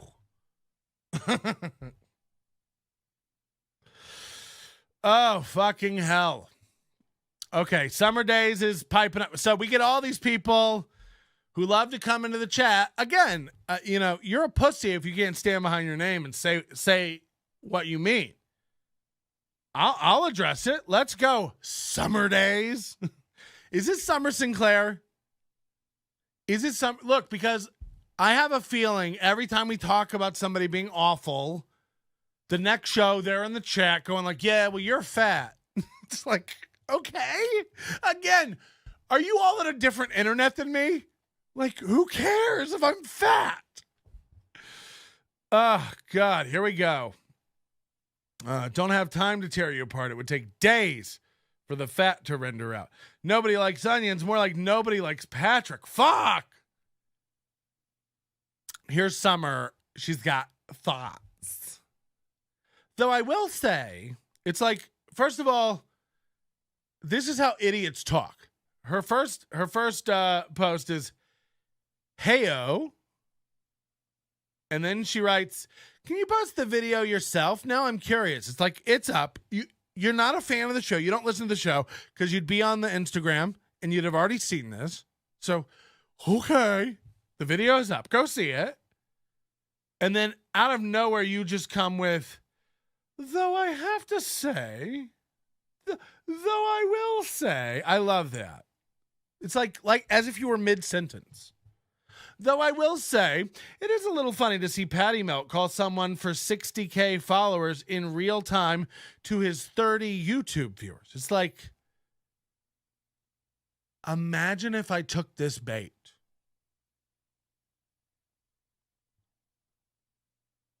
I'm not going to argue with someone who doesn't understand anything. There was a guy the other day, he got 700,000 views on a reel and ran around telling everybody he had 700,000 followers on TikTok. And then you click on their profile and he had like 300 followers. Now, you're all fucked up in the head. You're like, I can't, like, you just compared apples to lug nuts. You know what I mean? Like, I'm not going to do this with you. You're dumb. And by the way, if you're Summer Sinclair, this is so fucking sad. Just come in the chat as yourself and say no one's going to be mean to you or yell at you. And as a matter of fact, ask everyone who's ever done that. Johnny Brem. We have more respect for you coming in here and sticking up for yourself. Imagine if every time I poked Alex, he got all fucking mad and attitudey Judy. I would never call you fat. That would be racist. It's like, oh, God. It probably is Summer because these jokes are shit. He's never been in a race. Most of us listen to the podcast version because we have shit to do. Yeah, of course. I mean, I'm trying to get you over here on YouTube. But, I mean, it's over 100 times more. Listen, I mean, what are you talking about? So, yeah, I don't. Lex Las Vegas is getting me by saying I have no friends. Kitty Pineapple's trying to get me by saying I'm racist. And Summer Days is trying to get me for comparing live viewers on tonight's program to someone's subscribers on a real social media program. Okay? We're not doing it. I think you have body dysmorphia, Patrick. You look a lot skinnier than you used to. You should eat this. I'm so fucking fat. You're out of your mind. I don't think that's Summer Sinclair. I don't know. It's hard to tell because these people don't come in here with their names. It's, you know. So whatever. By the way, happy birthday to Penny Prince. Happy birthday to him. You know, posting on, we saw your Instagram post. Very, very cringe stuff. Happy birthday to Penny Prince. Also, very, very sad to Shuby. Just wanted to give a shout out to Shuby. He had to put his dog Summit to sleep this morning. That's tough. It's got to be a hard thing to do. I think about the day I'm gonna have to put my dog to sleep. You know, you hope they go peacefully and healthy in their sleep. But, ooh, yeah, that is rough. His dog had a tumor, and it ruptured, and 1:30 in the morning, I had to take it to the vet and put down Summit. That dog was a monster. I watched it pretty much murder a cat. No, he's a good dog, and at least he's not in pain anymore. But I do, you know, I really feel when people have to put their pets down. Earl Skakel lost a dog last year, Earl? No, Penny. I got to call, you know, I was going to let this go. I was on Dead Dogs now, but we got to talk. Penny posted on Facebook like I don't want to. Penny posted on Facebook like, I don't want a lot of attention for it. I think birthdays are for women and children, but it is my birthday. Don't make a big deal. It's like, that's like peeing on the seat, dog. You know what I mean? Just sit down. Just sit down. If you're not going to have a hard stream, if you're not going to stick the landing, just be like, I don't know how old you are. Be like, I'm 40 today, motherfuckers. The sun revolves around me today. Send me presents. Here's my Venmo. Don't be like, hey. Oh, fuck. Penny Prince is funny. So we will this year do more celebrating and positivity because there are funny comics. There are funny, you know what I mean? Like Casper, from what I've seen, is funnier than Kitty Pineapple.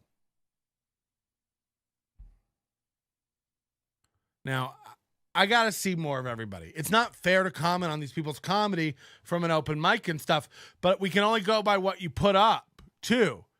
Like, every clip of Kitty Pineapple is a joke about Native Hawaiians and getting out of the car, and then her husband got, you know what I mean? I've heard that joke in 17 different personalities from Kitty Pineapple.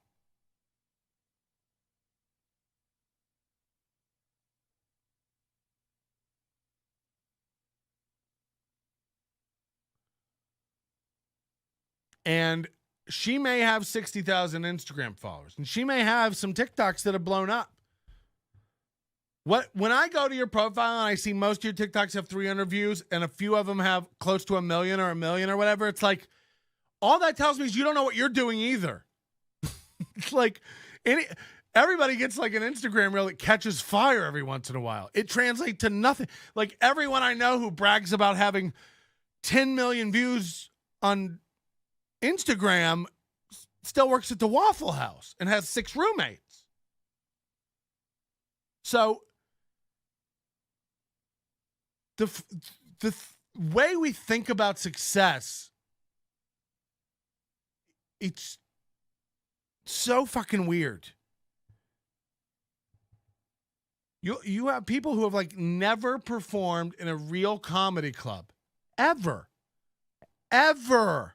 in this town calling themselves headliners.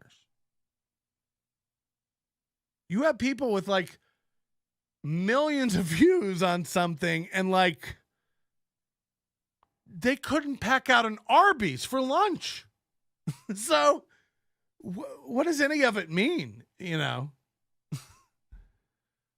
I got 14 million views on a tweet and it only netted me 1,000 followers on Twitter. Right. People have it takes a lot. The cost of customer acquisition is much greater than it used to be. Somebody does it to me all the time on YouTube. Honestly, it happened when we attacked Ty Rivera about buying YouTube followers. I got a big spike in followers, and I immediately, like, the spam followers fall off. They do. Like, so if you go buy a bunch of followers, they don't last. Like, they do have algorithms on Twitter, they do have algorithms on YouTube that weed out spam accounts over time. So I don't know if he was trying to make it look like I buy YouTube followers or something. It didn't make any sense. I saw it one day. It went up 500 followers, and then they slowly came off again. Very weird. I don't know what anyone again. I have friends who, when we go to Edinburgh, when we go to Melbourne International Comedy Festival, when we go to these places, they put on the poster sold out 6 years in a row, and it's like, I'm with you every one of these festivals. The other comics who do this, the international festival circuit, we all see your shows. One time they posted a picture from my sold out show up where he did a guest set on my sold out show and posted the picture up saying selling out in Edinburgh. And it's like, what do you get out of lying? It took me 3 years in Edinburgh to sell out a show. We sold out 5 to 7 nights of my initial Edinburgh run. That was 50, 60 seats. It sure wasn't a sellout run. In 2018, I sold every seat. We had people sitting on the floor. Sold out. That's a sold out run. The next year, we went into a 75-seater. Sold out people on the floor, packed wall to wall, sold out. It felt good because I finally did it. And I had shows that didn't sell out for the entire run. And then I created something where we were packing it out. And then we went to Perth and 120 seats every fucking night for $30 for a month. I sold it out every night. Shows added, sold them out. It took a lot, but it meant something when that happened. And when I put it on the poster, I was proud of it because I really did it. So I don't get when people like lie about that kind of stuff and say, yeah, I sold it out. Yeah, I crushed, I killed, I murdered. What do you get out of that? Doesn't it make the times you actually crush feel less special? And also, like, we were all there and watched the set. Now, I get it. If it's Adam Dominguez in the back of the room, he's going to shake your hand and tell you did great. But he's picked his lane. His strategy is to like everybody and get along. That's Adam Dominguez. And by the way, he gets away with it because he's fucking funny. He's as far as I'm concerned, he's slumming it when he's working with Caitlin Daisy B. Sorry. You know who belongs down there with Caitlin Daisy B? Her baby. I don't know Caitlin, so this all seems very, very mean. Someone has to film the Waffle House TikTok show. Yeah. Branco Berry is the tits in Arby's. I don't know what that means. Bronco Berry? Is that a flavor? I'm trying to get funnier with my material before I start. Dude, I read some of Chris Waldeck's tweets and things on Facebook. He's very funny. Some of the things he writes, they're very funny. Some of his jokes are killer. I haven't seen him on stage in a long, long time. But he's very funny. Now, I never knew that Adam Dominguez was autistic until he talked about it on stage. I thought he was just a fucking loser. No, I'm kidding. No, I really did. I feel like everybody's a little on the spectrum. God knows where I am. But it does upset me to see him glad-handing so much because he shouldn't. And when I saw this thing you posted, Adam, super proud to see Kitty Pineapple 2.0. So why does she have 2 pages? 2 sold-out shows at the Blue Note Hawaiian. Crowds and her fans were so accommodating and sweet. Thanks for inviting me on the road with her. Adam Dominguez opening for Kitty Pineapple is such a fucking insult. Holy shit. Holy shit. I know Adam probably went up there and fucking slayed it, and then Kitty Pineapple stumbled on stage in her heels and her broken English and did hacky fucking jokes. I got to see the whole, because Leah does puff her up. So I got to see it all. By the way, Kitty, if I see a set from you and it's good, that line in that video where that joke where you go, no, it's weirder than that. That's a killer joke. That's a great joke. Now, you don't tell it right, and you certainly don't milk it right to hit that punchline, because you could get big laughs on that.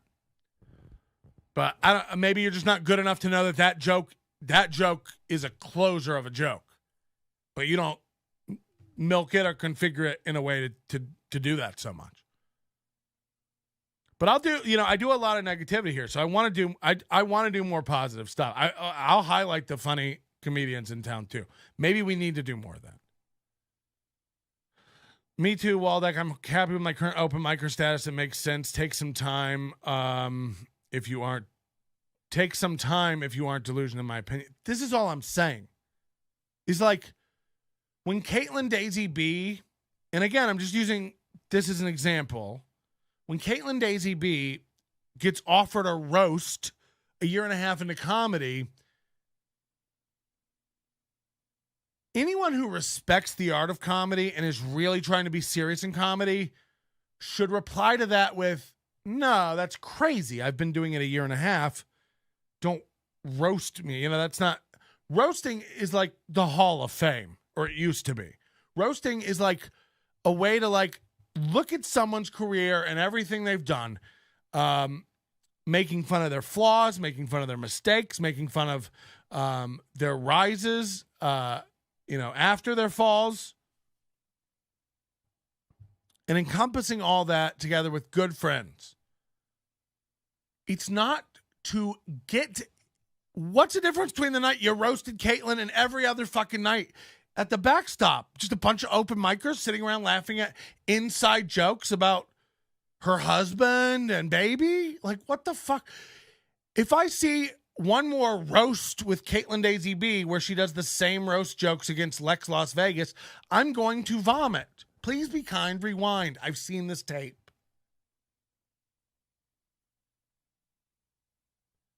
And when they all stand up in front of a banner at whatever hotel that is, where they can claim to be the best headliners in the state from HBO, NBC, Netflix, and whatever,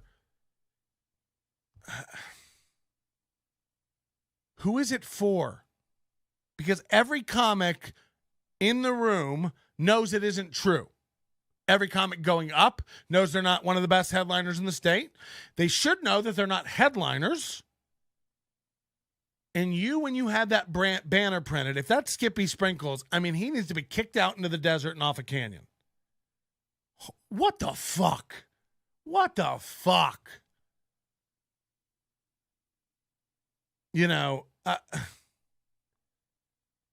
Again, it's your fucking community. So I guess just keep clapping because he's brain injured, Let him say he's from HBO. He's fucking broken.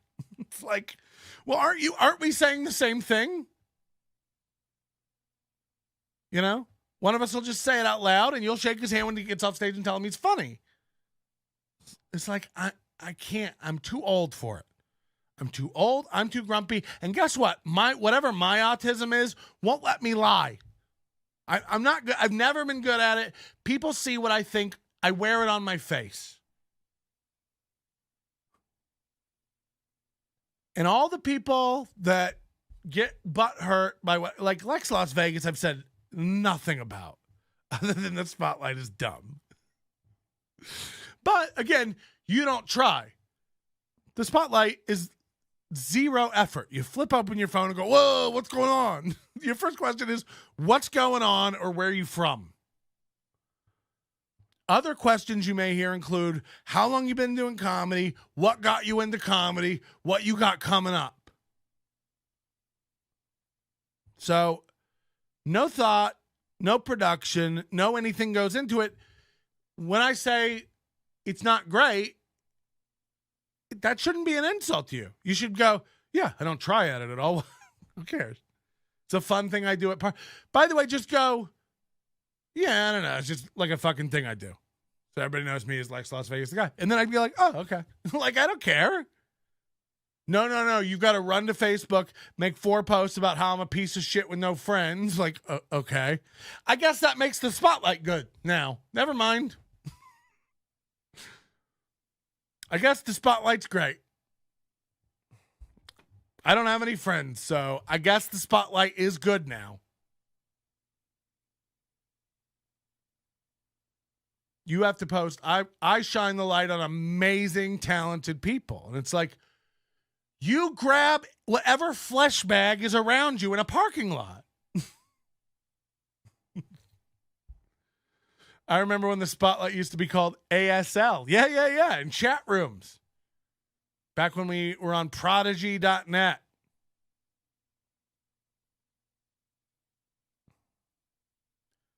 Adam Dominguez opening for Kitty Pineapple. This is, you're going to come back. You're going to look at this one day and cringe.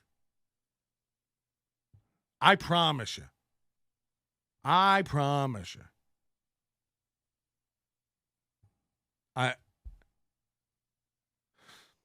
The invitation's open. I've been hard tonight. This is not an indictment of Kitty Pineapple. I have not seen enough of Kitty Pineapple's comedy to be a thorough judge and make a comprehensive call. So as much shit as I talk, the first one to let you know, I don't know. Maybe she is mediocre plus. I'll tell you what she ain't. Great. I tell you what she ain't. Great.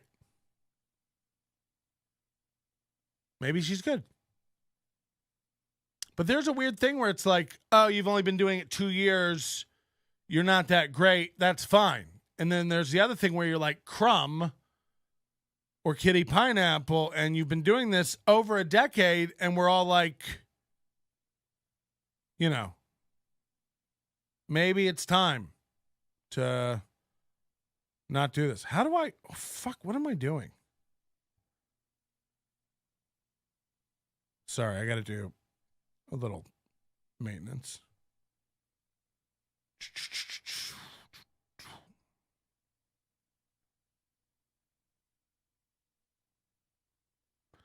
I hope that helps everybody not hate me as much.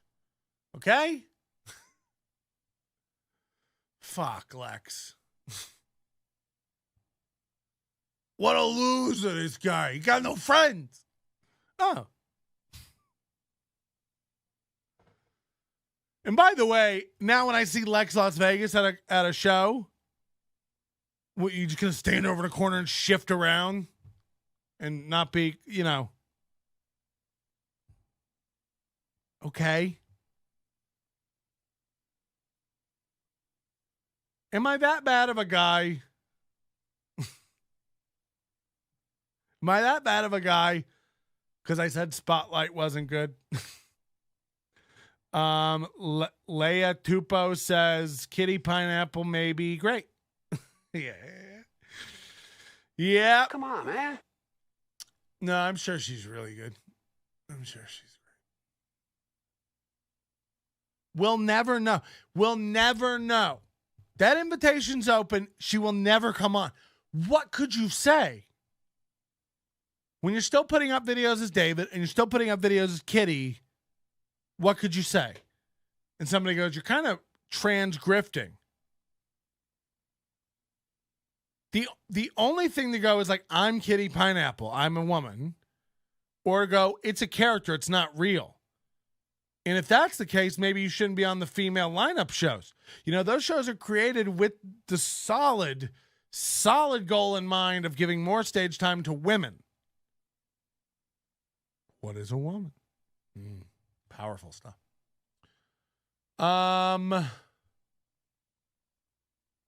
We can't play this because it'll get flagged. You can't play anything from the late night shows or it gets flagged.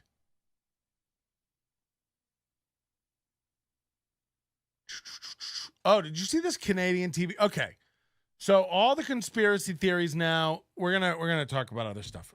So everybody who's a local comic, beat it, get out of here. We're gonna get back to regular podcasting stuff. And this time we're gonna be talking about getting the jab, you know? All the news coming about the jab. Now, I don't need Trey's Mala conspiracy types in here going on and on about how, you know, football players are keeling over because of the thing, because of the poke. But, I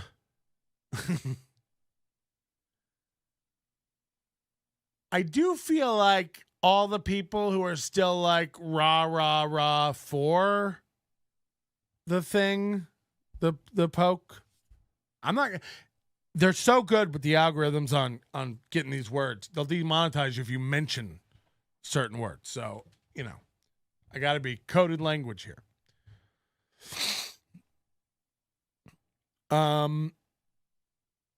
It definitely is coming out that like everything you were told about it is a lie. The thing about these Twitter files is, unfortunately, the way they're being released, no one's really paying attention to them. I don't know what in Elon's mind made him go like, I'll release these slowly to like a few reporters and none of this stuff really makes news.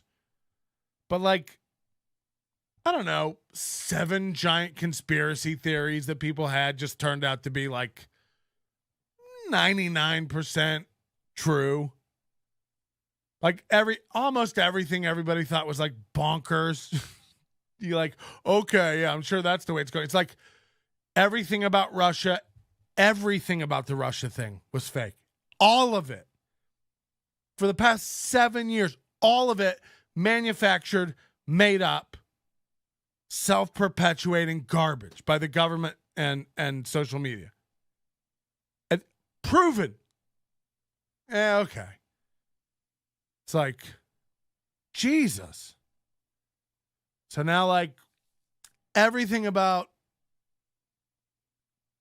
Cove misinformation, one-sided, shut people up, even if it not based on misinformation at all. Giant effort from both government and corporations to just cover shit up. Admissions coming out now from the company saying, actually, we knew that this was happening. We knew it didn't do this. We knew it didn't do that. We didn't do a study on this. We said that we knew it was this, but we didn't really, and that was unknown at the time. All of it. Everything ever. Like, holy shit. And then, like, no one cares. No one cares. So, like, this division between, and by the way, I'm just saying, like, if I was one of those people who had, like, changed my Twitter profile to, like, Bob, vaccinate your kids, Wilson, it's like, It's so cringe at this point. It's so cringe at this point. Like, why have a dog in the fight? Like, it's never been more clear from UK studies, German studies that are coming out now, admissions coming out now, from the CDC, from Pfizer, all these, they're all admitting it now. We didn't know shit. We made it up. We lied. That's what they're saying. Who cares now, right? It's not too late. They're finding out people who have, if you've gotten over 3 of the boosters, your immunity is so much worse than if you've done nothing. Like, they're finding out this stuff. They're finding out that actually those people who have more than 3 boosters may or may not be teaching the virus how to tell your immune system to stand down and not have a reaction. And by the way, maybe it's statistically significant and maybe not, but only now are all these studies coming out where people are admitting all this stuff, and there are still people who are just like die hard, like, get it, just get it, just get it. And it's like, maybe we just wait a little bit. And by the way, they're all the same. You know, people, they make it this partisan thing. Trump got paid off by Pfizer. Biden's getting paid off by Pfizer. Fauci got a ton of money from Pfizer. They don't even have to disclose how much. This is a rule. This is an actual rule. NIH officials don't have to disclose how much money they're giving by pharmaceutical companies. Seem like a conflict of interest? Nah. So while corruption being possible doesn't necessarily mean that there is corruption, I find it very weird that we're all okay with not knowing, and then we keep just like repeating what we're told even when we know it's not true. There are people out there, I still see clips of news reporters saying, you can't spread it, you can't catch it, just get the thing. It's like, I mean, we've known for almost 2 years that's not true. So I think Elon fucked up really big time with all this Twitter file stuff. It's just like, it's a zero burger in the mainstream media, except for Fox. Fox talks about it, I guess, Tucker Carlson and stuff. Which, by the way, is the mainstream media. So I don't know, man. I find it so cringe when like Jimmy Kimmel and Jimmy Fallon and Stephen Colbert are all coming out singing songs about variants and vaccines. What's going on? Literally, these shows are sponsored by Fox. It's nuts. It's not. At the very least, it's a conflict of interest. Why would you listen to anyone telling you to do something who's being paid by the company that benefits from you doing it? Like, at the very least, like, I don't need to listen to you anymore. It's like, it'd be like Kitty Pineapple ever sticking up for Hawaiian race relations again. It's like, this bitch doesn't care about Hawaiian race relations.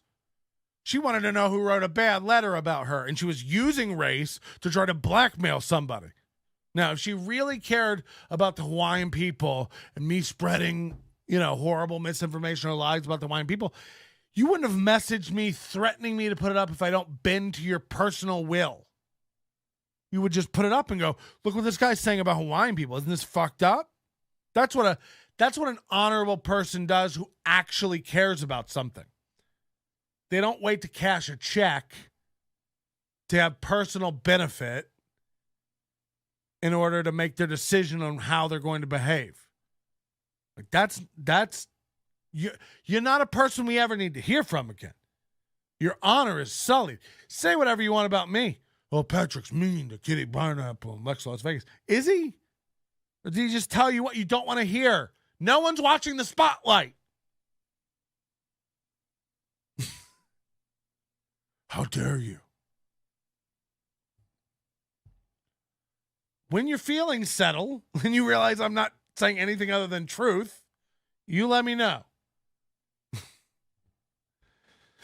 I wasn't a fan because it came from the people that created the opioid epidemic. Why would you be? We were all told that the pharmaceutical companies were the goddamn devil until 2020. And then Trump started Operation Warp Speed, took a bunch of money from pharmaceutical companies, and started telling everybody they were going to work on a vaccine. And like it or not, these are all scientific facts. Now, if you do nothing but watch CNN and Rachel Maddow, this stuff is going to be triggering to you, what I'm going to say. But like, the mRNA things are not, by definition, up to 2021 vaccine. They're not. They're not. It's gene therapy. It's 100% gene therapy. The closest analogy to make with it is like it's injecting instructions into your body to teach your cells to make a vaccine. It in and of itself is not a vaccine. It never was. They changed the definition of a vaccine in the dictionary, on the CDC website, on the NIH, on the WHO. They changed the definition. Go to archive.org. They changed the definition of it. The opioid epidemic, which isn't over and is still killing far more people than, from a percentage point of view than anything you ever had to worry about as a middle-aged person with C19. We were told that they were the devil. All in the 90s, they said you couldn't get addicted to opioids and all this stuff. They kept prescribing more and more and more. People were up to 200, 300 pills a day of opioids, working up to that tolerance level. Just destroying their liver, just rotting their insides from these pills as they just make bank on them. The minute they're generic, and you're not going to be able to cash in on your patent anymore, now we'll talk about the harm that we've done to society. Every one of them is fucking lying. All of them. And they have you fucking just tapped into a side, red or blue. Just fighting a fight that you don't even know what you're fucking talking about. But I don't either, by the way, but I don't pretend to. It's so insane. Everything they ever said was a conspiracy and fake. It's turning out to be like they could come out with information like they said that they said UFOs are real and nobody even gives a fuck. They lied about Biden's laptop before that election. That's all plain and clear now. All the media admits it. Nobody gives a fuck. All these documents they found before the midterms in Biden's closet. Now they're like, when Biden has classified documents, not a big deal. Do you see the back and forth? This, by the way, is very common. Them accidentally having some classified documents. Like Trump had the nuclear codes. What do you think he's going to do? Launch? Do you think there's some payphone he can go to and launch nuclear weapons? There's so much paperwork everywhere, all over for these guys. Of course they're going to have some classified documents. When Hillary had them on her own email server, not a big deal. Come on, stop being intellectually dishonest. She's just an email server. Talk to everyone I know who has high security clearance in the government, says I would have been dishonorably discharged immediately if I had done what Hillary Clinton did. If you ran a personal email server to circumvent government archiving of emails. She had people take hammers to hard drives and cell phones. This is fact. Nobody cares. Trump has some documents. We better get to the bottom of it. Oh, wait, what happened? Subpoenas thrown out. Nothing's happening. They're all the same guy. Biden has them. They're all just using it as a political football. They're all the same guy. You just think your guy's good. Fauci, Biden, Trump, Nancy Pelosi, they're all making money they're all the same guy. I play games with the masters in pharmacy, and he broke down how they work. It was weird. Masks do work, but you have to be the one sick for it to be good. I mean, this is even controversial.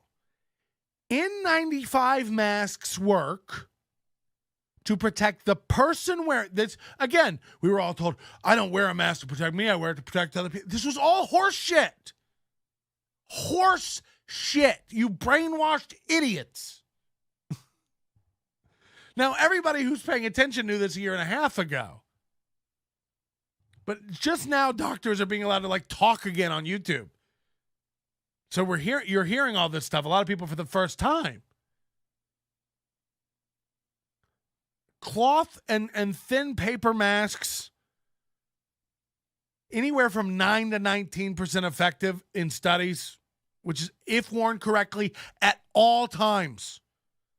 None of you are wearing them correctly. They're all dripping down over your nose. They're all giant gaps out the cheeks. So the minute it's not worn correctly, all bets off the table. They don't work. They just don't work. If you are a properly fitted N95 or better mask at all times and don't reuse it, get a new one every. Yes, if you do that, it does afford the person wearing it protection. Not 100%, but good protection. The problem is no one wears it correctly. No one has a properly fitting N95 mask anymore. You've all got Black Lives Matter cloth masks and rainbow-colored Ukraine shit, And they're definitely all dangling below your nose. People take them off. I'm going to have a little break in the airport, and then I'll put it back on. It's like, okay. It's like, if just by logic, if breathing unmasked is how you're going to catch the virus in closed environments, there'd be so many instances of airplanes, whole airplanes of people being, infected. It just never happened. And airplanes never stopped. And you were always allowed to take it off when you got up to stretch or eat some nuts or drink an orange juice or get fucking hammered. You were always allowed to take it off. Okay. I don't... It's like saying you sell out comedy shows everywhere. It's like, what do you get out of lying to yourself? Okay. But now we're all these instances of young, healthy people dropping. The vaccine people are having a ball. They can't, they love it. Did you see this Canadian TV reporter one? This is great. This is a good one. You tell me what happened. So for them, this is about 1,000 days too late. Now, Nariman, I'm looking at after the day, families are pushing the feds to. Sorry, Nariman, I'm not feeling very well right now, and I'm about to. Okay, well, come back to me right now, and we'll make sure that, Jessica, you are doing okay. So she fell after that. You saw her go blank.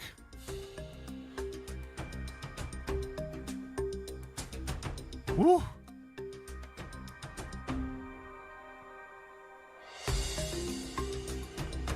She said she's fine now on Twitter. To everyone who's reached out with supportive messages and well wishes, thank you. It's been overwhelming. While I can't get to all the messages, know that I've seen them. I appreciate everyone. Yeah. While I will not share the private medical information publicly, I can say that there's no cost. It's like, what is clear is that this is all admitted by Pfizer now. So I can say all this stuff without getting kicked off, even though you would have got kicked off a year ago. I was saying this. Pfizer admits they have no way to know whether or not it was safe. They had no way to know that. This has never been done. This is the trial. Okay? Now, for the most part, it was harmless, but they're saying there's reportable incidents of 1 in every 800 people. There's a reported incident of a complication. Now, That can be everything from what people are calling long COVID, where you're having breathing problems, headaches, aches, pains, all kinds of stuff. But 100%, one thing's for sure, there is something to the young males and the myocarditis, pericarditis stuff. Now, far more safe than it is not safe. I believe that. I don't know if there's any benefit to you marching down and getting your 16th booster or your monthly shot. I know people who are like, I do it every quarter. It's like, ugh. If you're elderly, if you're immunocompromised, if you're sick, I'd 100% talk to your doctor, but I think they're going to tell you to get it. And I think that's probably the right choice. If you're under 50 years old and healthy, especially at this point, if you have, like, what are you doing? And if you have a child, no way. No way. No way. If you're sick with anything, wear a mask, and it catches all your bullshit that you cough up. That's why they rock. That's not even, like, really true. And again, just saying wear a mask isn't. One of our family members got palsy. Pawsley? I don't know if you're spelling that right. For a bit, no feeling on the left side of his face. Ooh.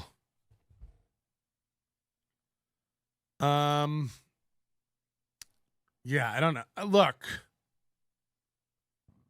there's no risk. And when I say no, I mean 0.0000 something to children from this illness. So marching your kid down to get this, nah. And it's not about, and by the way, get them every other vaccine. By all means, get them the chicken pox, get them the HPV, get them tetanus, all the stuff, I'm not an anti-V guy. That's not what I'm saying. But you're not honest if you think this one's the same, because it's just not. Like, there's no doctor worth their weight in dicks that'll tell you it's the same kind of thing. It just isn't. It's a brand new thing. It's having effects that were unintended and incomprehensible when this was deployed. Hey, by the way, if there's 30 of you watching and 10 likes, hit the like button. And what do I got to do? Suck on all the tips? Yeah, I just fuck, why, how do we ever go back to believing anything our officials say again? It's like China 100% is lying about almost everything to do with this, from the number of deaths in their country, the number of infections, everything they know about the origin of this thing, which, it's turning out, it's 99% the lab, right? We're not dumb. It's the lab.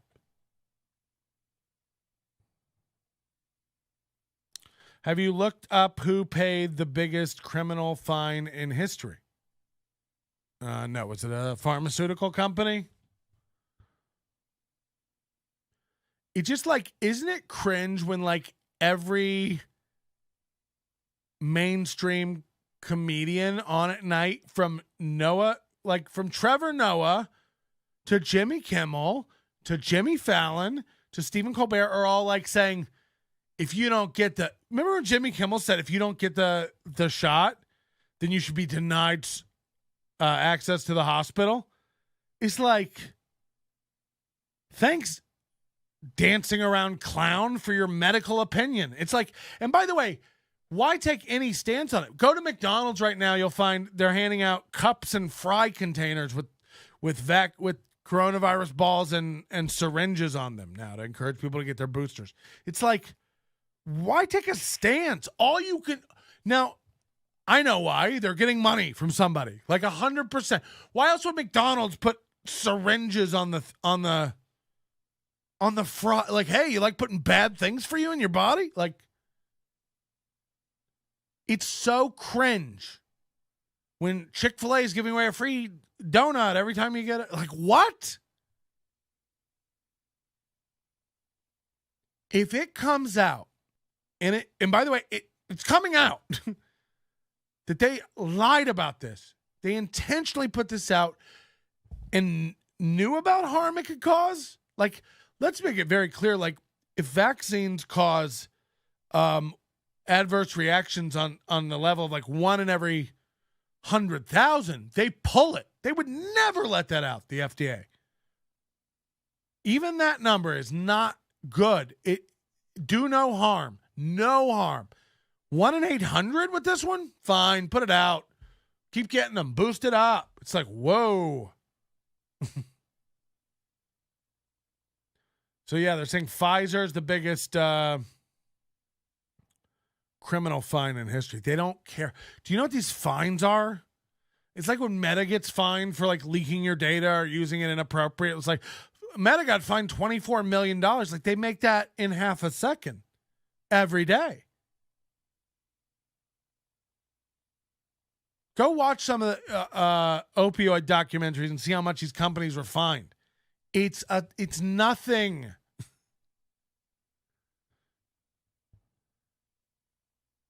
So, comedians are supposed to be the ones who tell the truth. And all we've done basically is learn that isn't happening. It's not happening when comedians tell themselves stories about their own success. Why would they not go, like Kitty Pineapple must have expected me when she went like, hey, you're on the border of being called a racist, bub. She expected me to be like, whoa now. Fuck you. The minute you start giving a fuck about that is when you get like, I don't do the tap dance, so you can't cancel me. I'm not a person who gives a shit. Hey, Pat, well, tell everybody you're racist. Go tell them. Go tell them. I don't cultivate an audience here of little bitches who run and snitch on me for not being politically correct. Okay? Woke people do that. You're seeing what happens when comedians do that shit with Ethan Klein, right? Ethan Klein used to be an edgy, funny comic. And then he went full woke, virtue signaling woke, just like Kitty Pineapple. And guess what happens when you do that? You build up an audience of weak little dummies who will turn on you the minute you do something that they don't like, that isn't, in lockstep with their woke ideology. So you reap what you sow. I don't sow weak people. I say inappropriate shit all the time, and people go like, oh, inappropriate, and they log off. The people who stick around, they're strong enough to stomach what I say. Hawaiians are racist. Kitty Pineapple's not funny. Lex Las Vegas is the spotlight is boring and uninspired. And Adam Dominguez is funny. Okay? Sorry, based. Want to see the rest of this show? Head over to nobodylikesonions.com/overdose and you can watch the entire show. We're going to cut it off in the middle right now for you motherfuckers who don't subscribe. But if you are a subscriber, thanks so much. I use all the money you give me for insulin shots and to buy Penny Prince presents for his birthday. I swear to God, you show up at my table, I'll cut your goddamn pimp's heart out. Listen, everybody, you get free access to our entire archive. We've been doing shows since 2005. Why did I get all weird on the accent? Who knows? I'm not drunk, and I sure haven't been smoking weed, but that's not for here nor there. We don't do ads on the show. We just tell truths. We make fun of dopes, and we're getting back to it. So join the club. Head over to the Overdose now. Support the show, and get access to everything. Save money at our store on merchandise and so much more. NobodyLikesOnions.com. That's a website, and then just put a / and then type overdose, and that's how you get there. Bye, Kill.